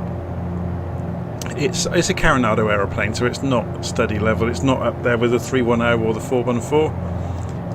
But for the money, it's very good. What's if we go through that gap in the hills? Where do we end up? Oh yeah, we just end up on the same path. So we may as well sort of pick a way through. I'm going to get a little bit more height though. One thing that kind of frustrates me about the Carenado aeroplanes is the engine performance. So watch the RPM. If I push them against, oh, they're against the stops now. So if I put the propeller condition, it's going to hit the red line. Yeah? It's not going to go beyond it.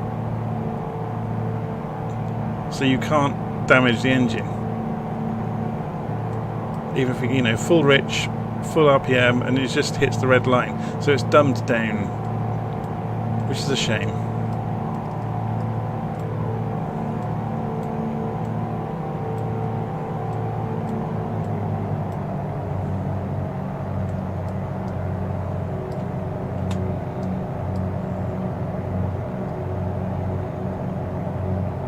I mean, I can understand why they do it. They're trying to hit the middle of the market. They're not after the lunatics who want aeroplanes that behave like, you know, like flying the space shuttle or something, where everything has consequences.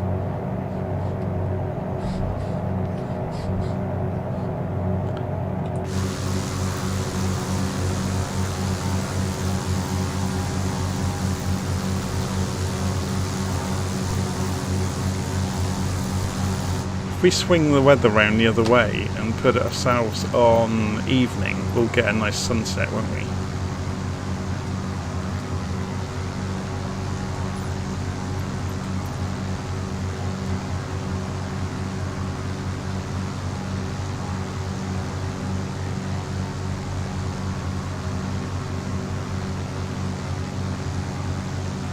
Why is the beacon not on? Did I miss it? Ah. There we go.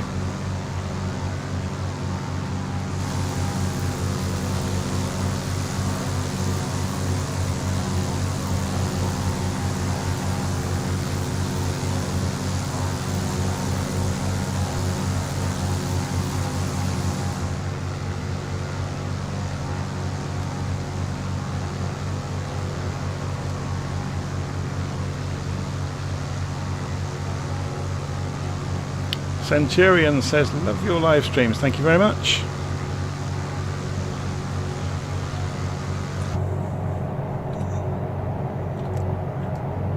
So I think, I don't know, is anybody else, I don't know if the other aeroplanes are near me anymore.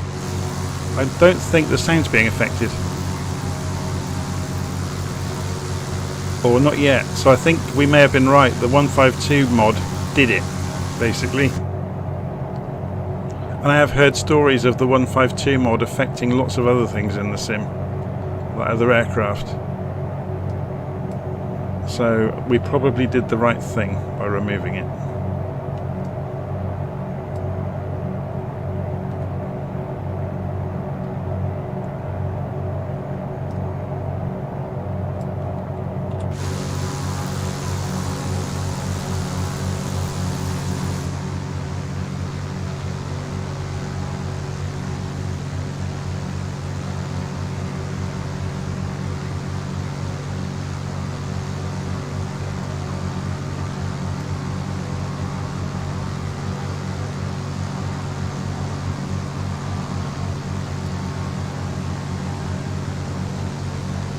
How are we doing on the route? So we're looking down here, I guess. The airfield should be down here somewhere.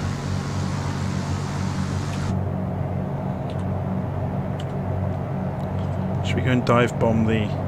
We probably can't catch the DC-6. They are so fast. They do 200 knots easily.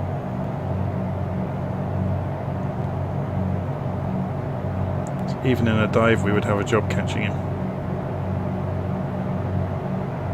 We're going to try.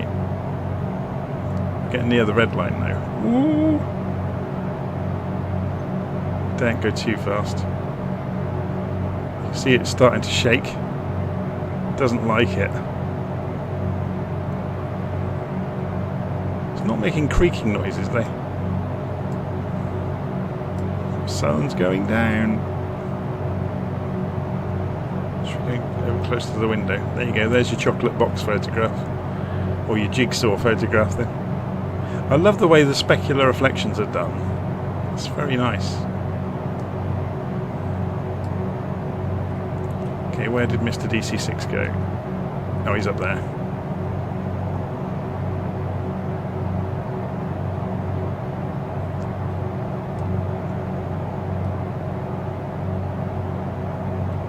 Yeah, the moon is showing off, saying, look how fast I can go, faster than you can.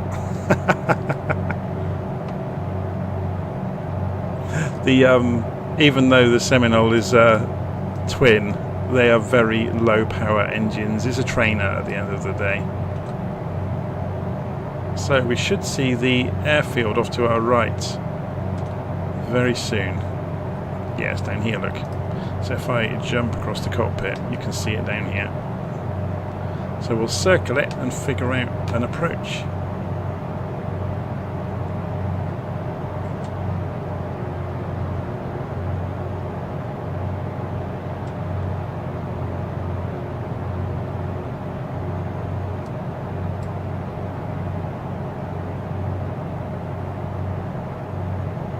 So if we circle, yeah, I guess we could do a right. Go all the way around it and then come in the far end towards that, and then that takes us on the right sort of direction up through the hills.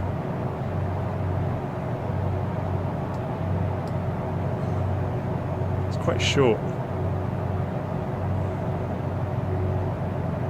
So we'll have to plan this properly for a change.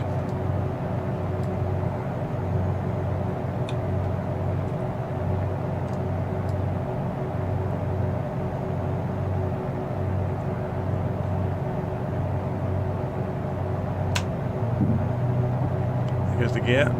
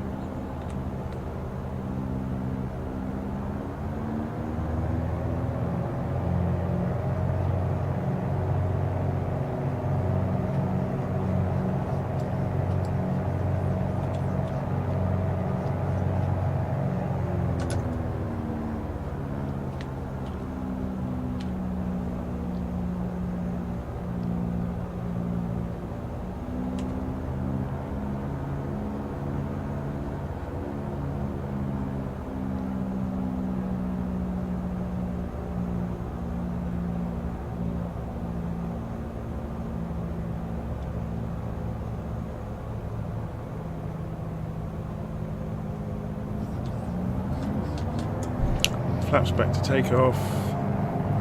Full throttle. 70 knots rotate, and we're back up. Gear up. And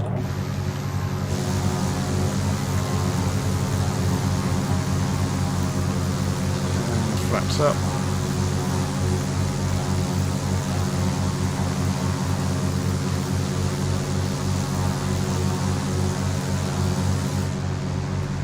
And off we go again.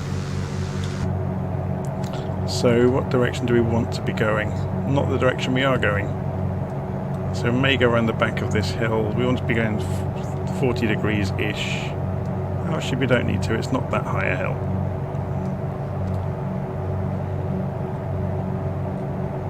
He says.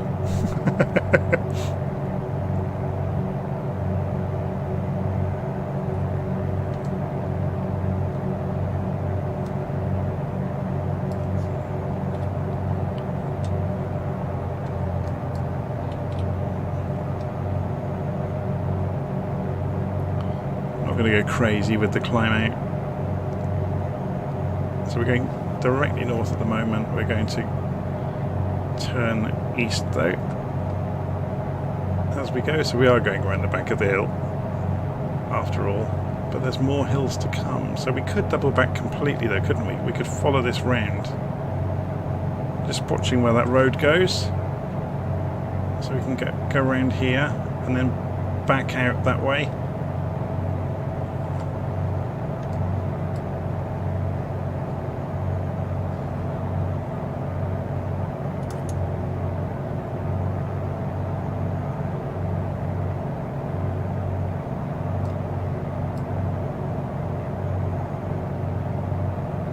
This gives us more time to climb, doesn't it? So let's open the engines up a little bit.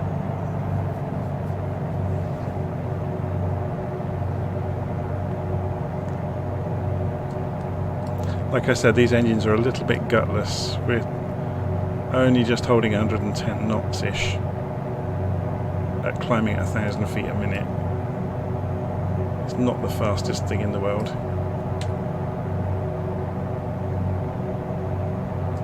But then if we hadn't come this route, we wouldn't have seen this building.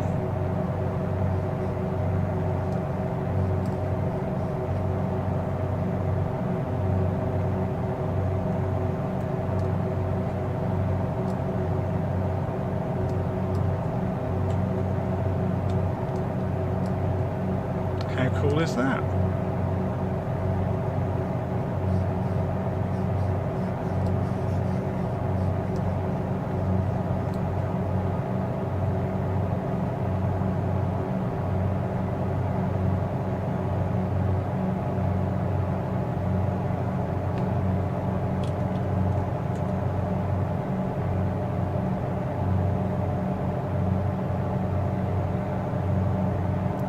So we're gently weaving our way back out.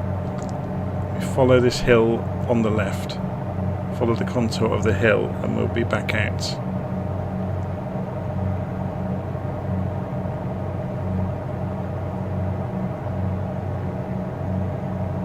So I guess the takeaway from today is that that Cessna 152 mod does affect sound in multiplayer, along with lots of other things in lots of other aeroplanes.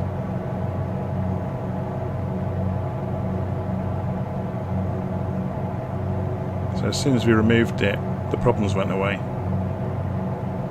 Although we haven't tried like for like, have we? I didn't load back into the Piper again.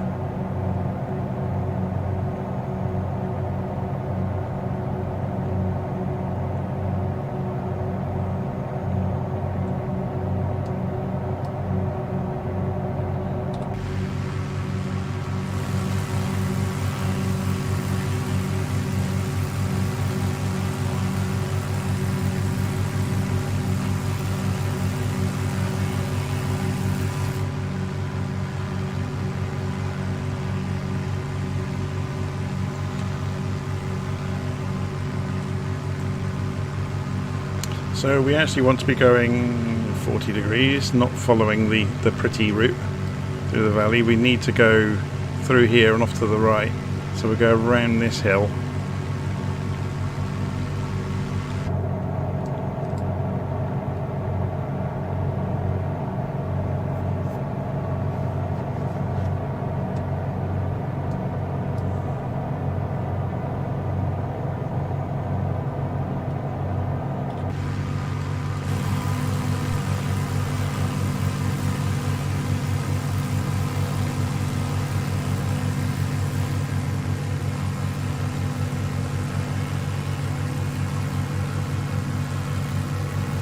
flight sim looks very pretty sometimes, doesn't it? It's got the sun dipping down over there, lighting everything up.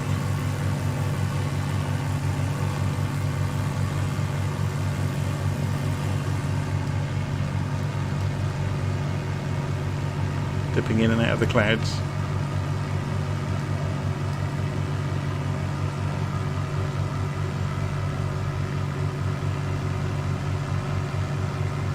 Ooh, turbulence. Okay, let's have a look and see where we are. Yeah, we're going a bit off the beaten track. We need to be cutting that way.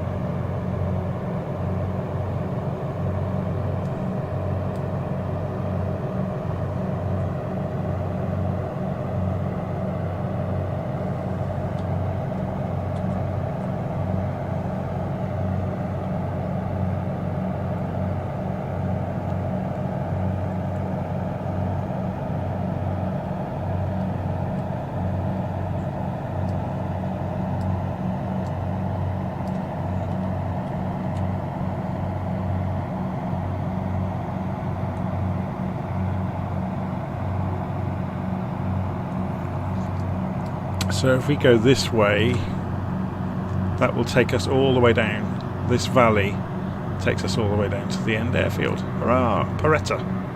I guess we could complete the loop and fly across the top back to St. Catherine, which might be nice. Just for a bit of fun, should we use the ILS at Paretta? So it's 11135 and 340 degrees. So, push this in, 11135, switch that to active, and switch that to VLOC, and then 340 degrees on the course. Oops. That's about right. So we'll have a play with the ILS when we get there.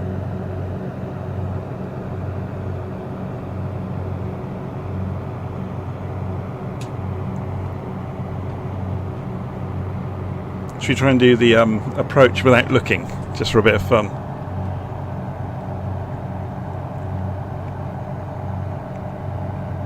Obviously we've got the GPS over here, which we can... I guess if we switch that to flight plan, we can't see it anymore.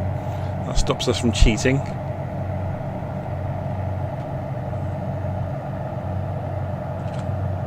Is there a VOR here? There is as well. 11415. And we've got the secondary nav over there. So what was it again? 11415. So if we go and change nav 2, which is over here,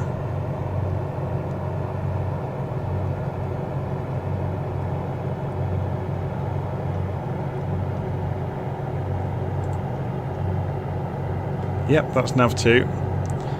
And we want to be coming into it at well, yeah, on the same radial as the runway, really, so 340 degrees. So if we change the omni-bearing selector to 340 degrees, so what we're going to do, basically, we know we're off at a crazy angle, so let's go and fly.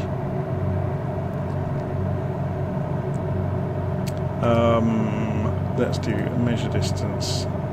So if we were to fly 120 degrees when we get out of here, we'll get some height while we're at it. We come up to a couple of thousand feet. Let's play instruments for a bit. We probably don't need 120 degrees. 100 degrees will do it. Let's just make sure everything's lined up correctly. Whoa! Diving for the floor. That's what you get for not paying attention. So we'll go for 100 degrees. Otherwise we'll be flying in for the rest of the day.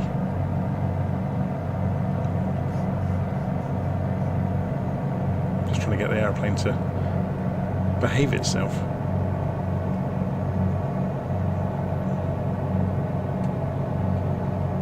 Or maybe we will go further away, and then it gives us more time to react. Let's get to 2,000 feet. So we're flying 120 degrees off towards the ILS beam, just lining up leveling the wings and trimming the aircraft for level flight. We're not quite there, a bit more elevated down, push it back towards 0.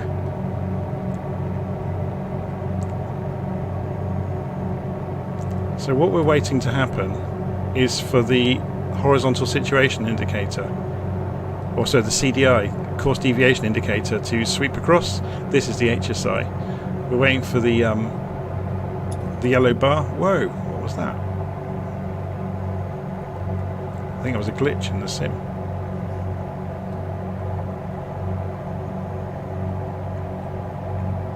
So basically it's saying we are above the glide slope at the moment.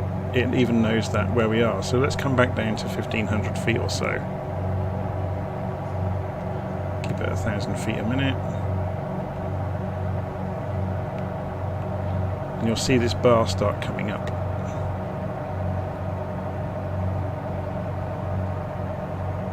Oh, look, we've just crossed the centre line. So what we're going to do, because I want to get further away really, is we'll carry on this way for a moment and then we'll turn right. God, this plane does not want to come down. I'm going to cut back to 50% throttle. I'm going to trim and trim and trim to get rid of it climbing. Yeah, now we're losing airspeed. That will help us. So we'll turn left.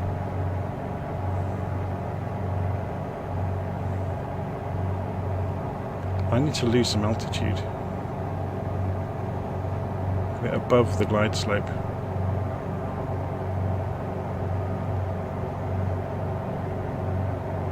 We're coming back onto that 340 degree radial to the VOR, which is beyond the airfield.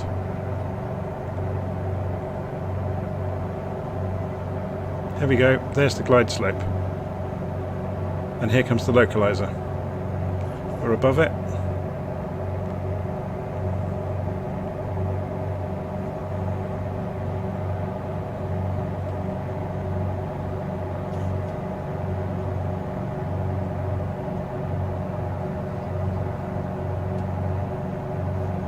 So we're now in line with the runway and just trying to get the airplane trimmed out and to calm it down a bit really.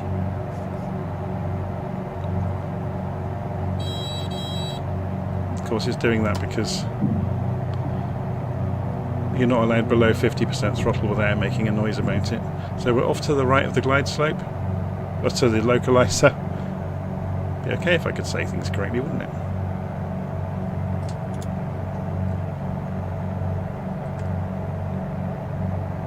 So we're steering gently left. I don't think we have distance measuring equipment, do we? Oh yes, it's over here, look, we're 2 miles out. It's a shame that it's over there.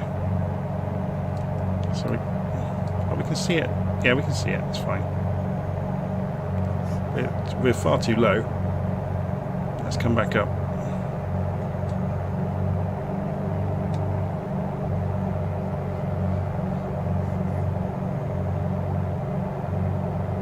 Being distracted by too many things. So I'm doing a horrible job of this. But can you see the course deviation indicator?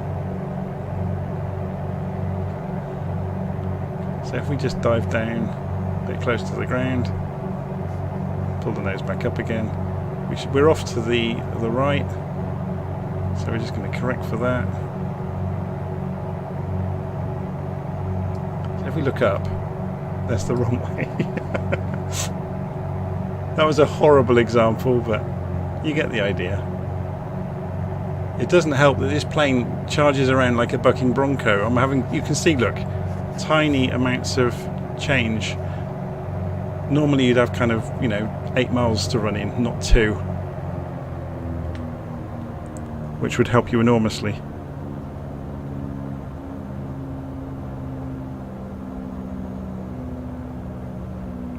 So you get it under control and get it balanced out before you do anything with it.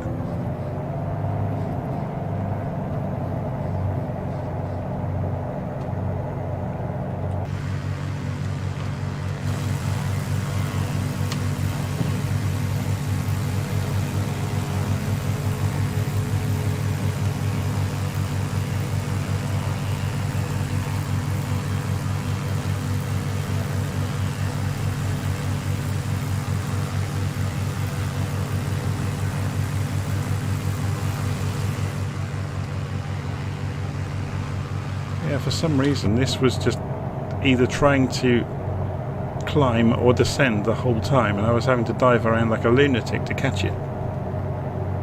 It's a lot easier, bizarrely, in the big jets, because they are that much heavier and have that much more momentum.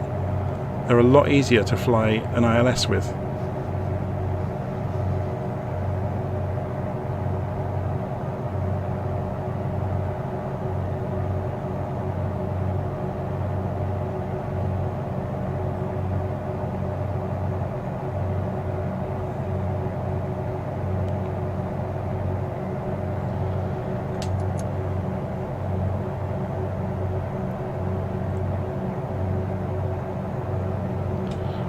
Okay, so we're going to carry on around the northern coast, so we want to go through this gap in the hills, I guess.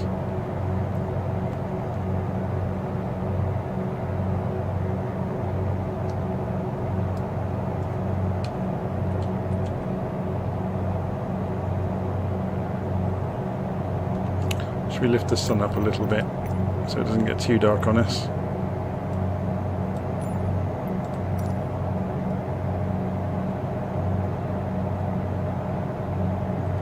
Having to trim the entire time to stop this from starting to climb away.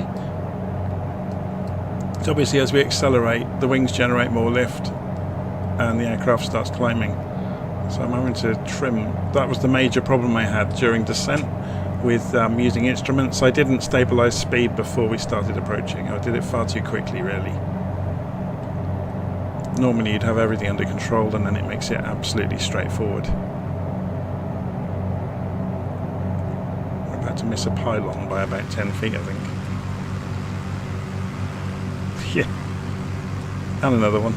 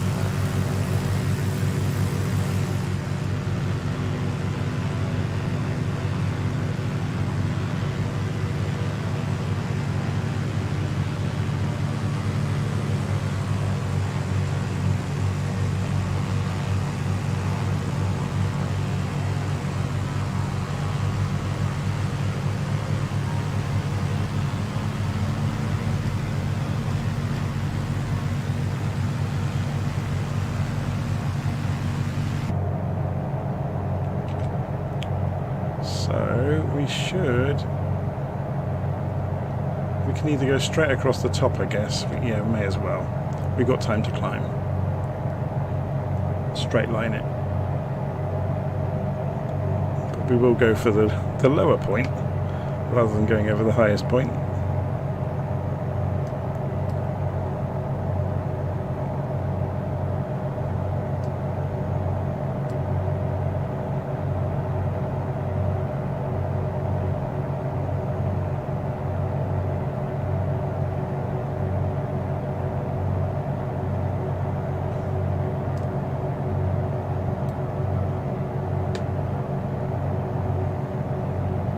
Visit some of these farms along the way.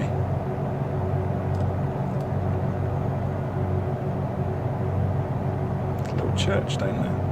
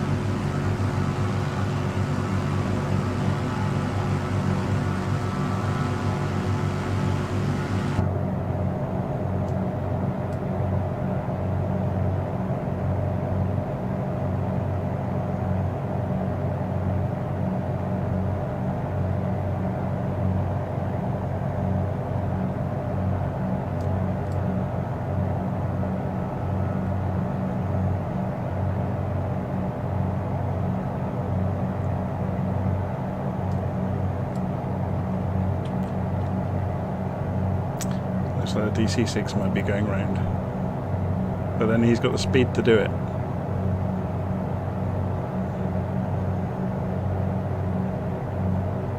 Either that or he's gone and stepped away and left it on autopilot and he's about to slam into a hill.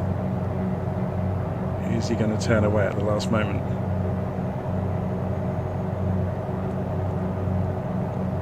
Or just, no, he's gunning the engines and climbing.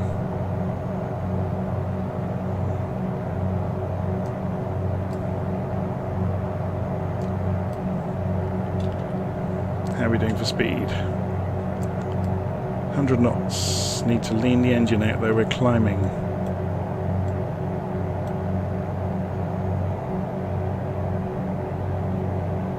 Yeah, look, we actually picked speed up then momentarily, having leaned the engine out.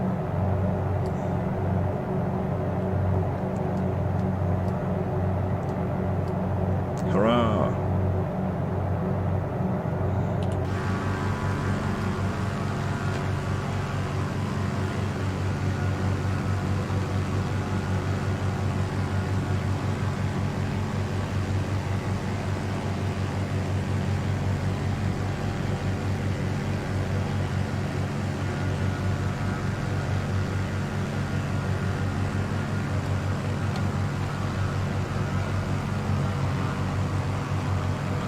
There's a view and a half.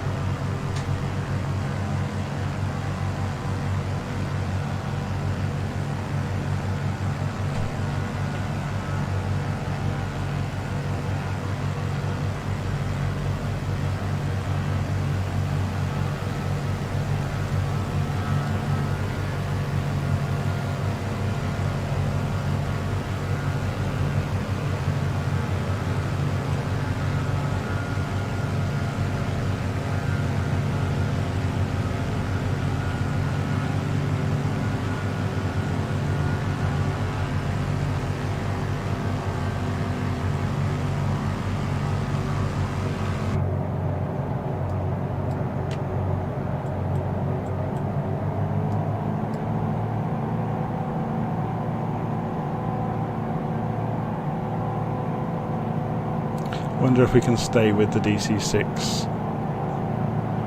if we open it up.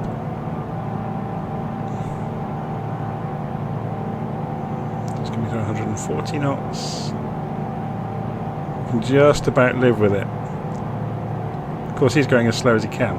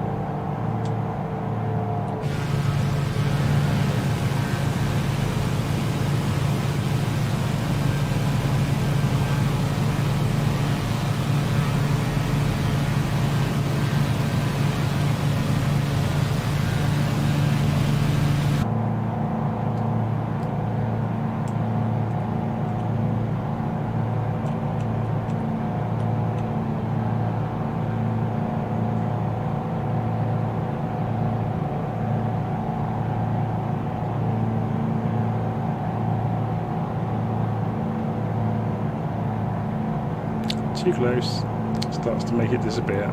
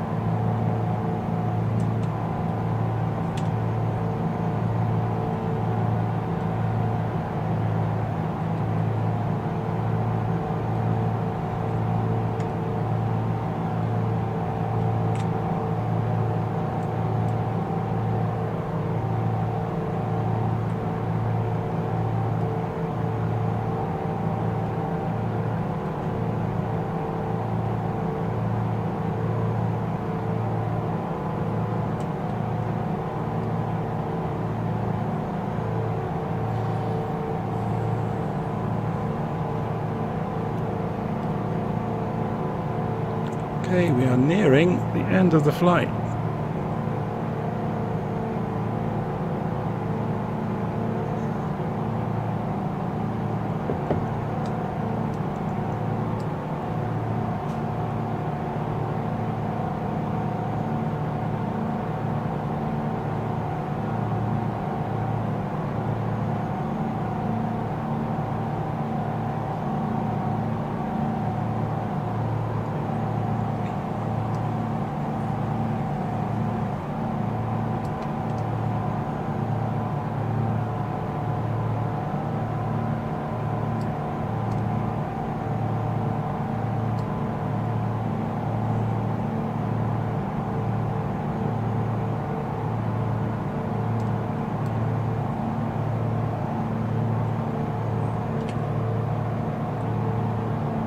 About 7 miles out from St. Catherine, which is where we took off from at the start. So this was where we said there's a difficult approach. If you come in this side with a heavy,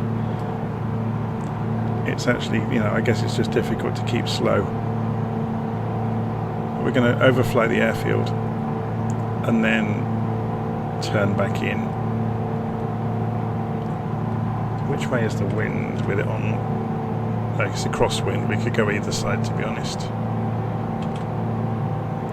So I guess it would make sense to go and visit the beach and then turn in over the airfield.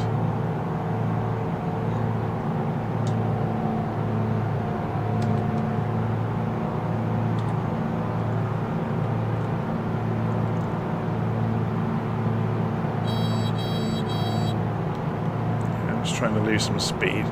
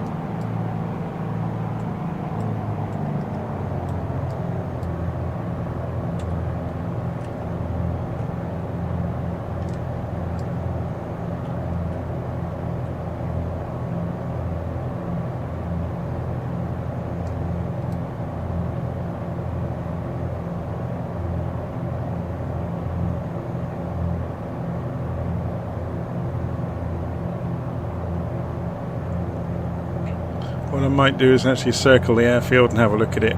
Watch other people landing before I come in.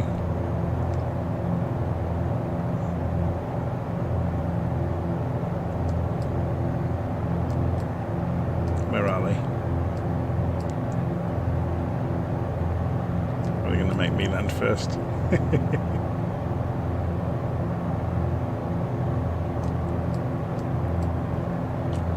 Oh no, here they come.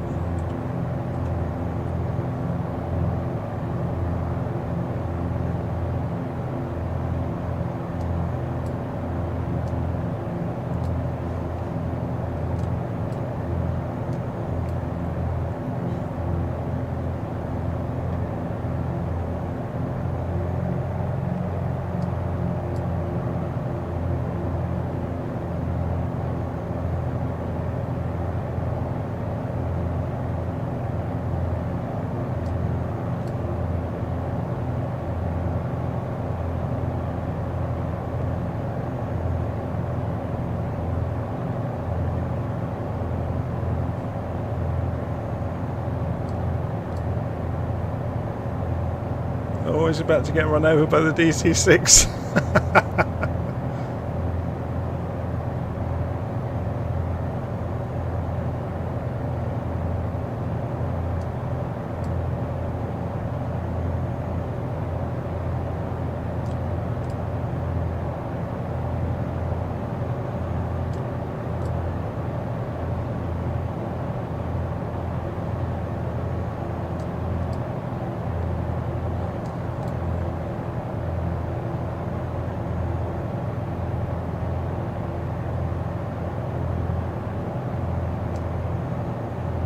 Right, time to bring it in, I guess.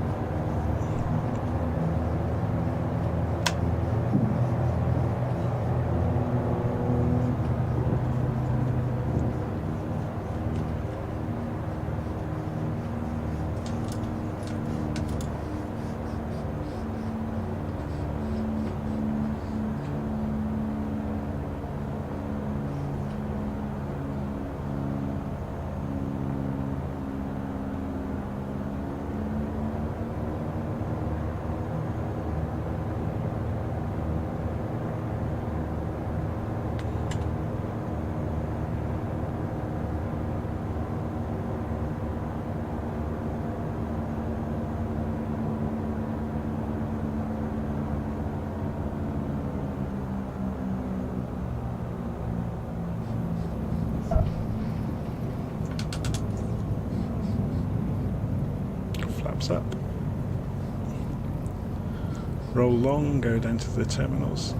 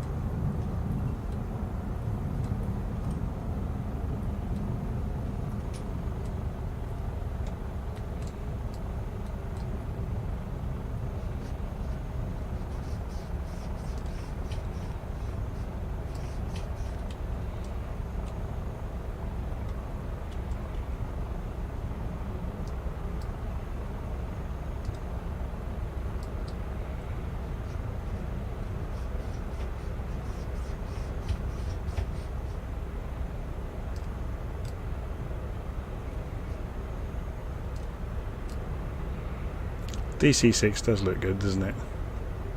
Except it's just gone into a ghost because I got too close. I'll go and park up round behind, or alongside the Mooney, I guess.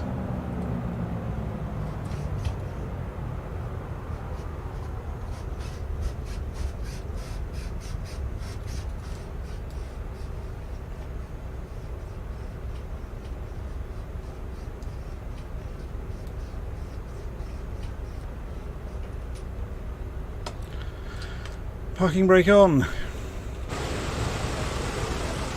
We did it. Cool. Time to turn things off.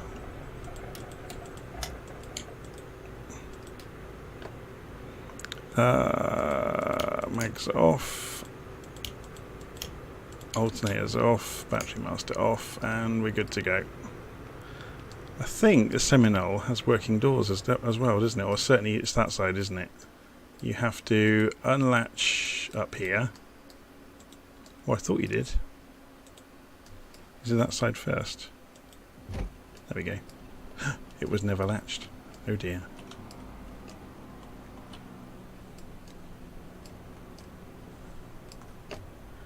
And it's dark enough to use a torch.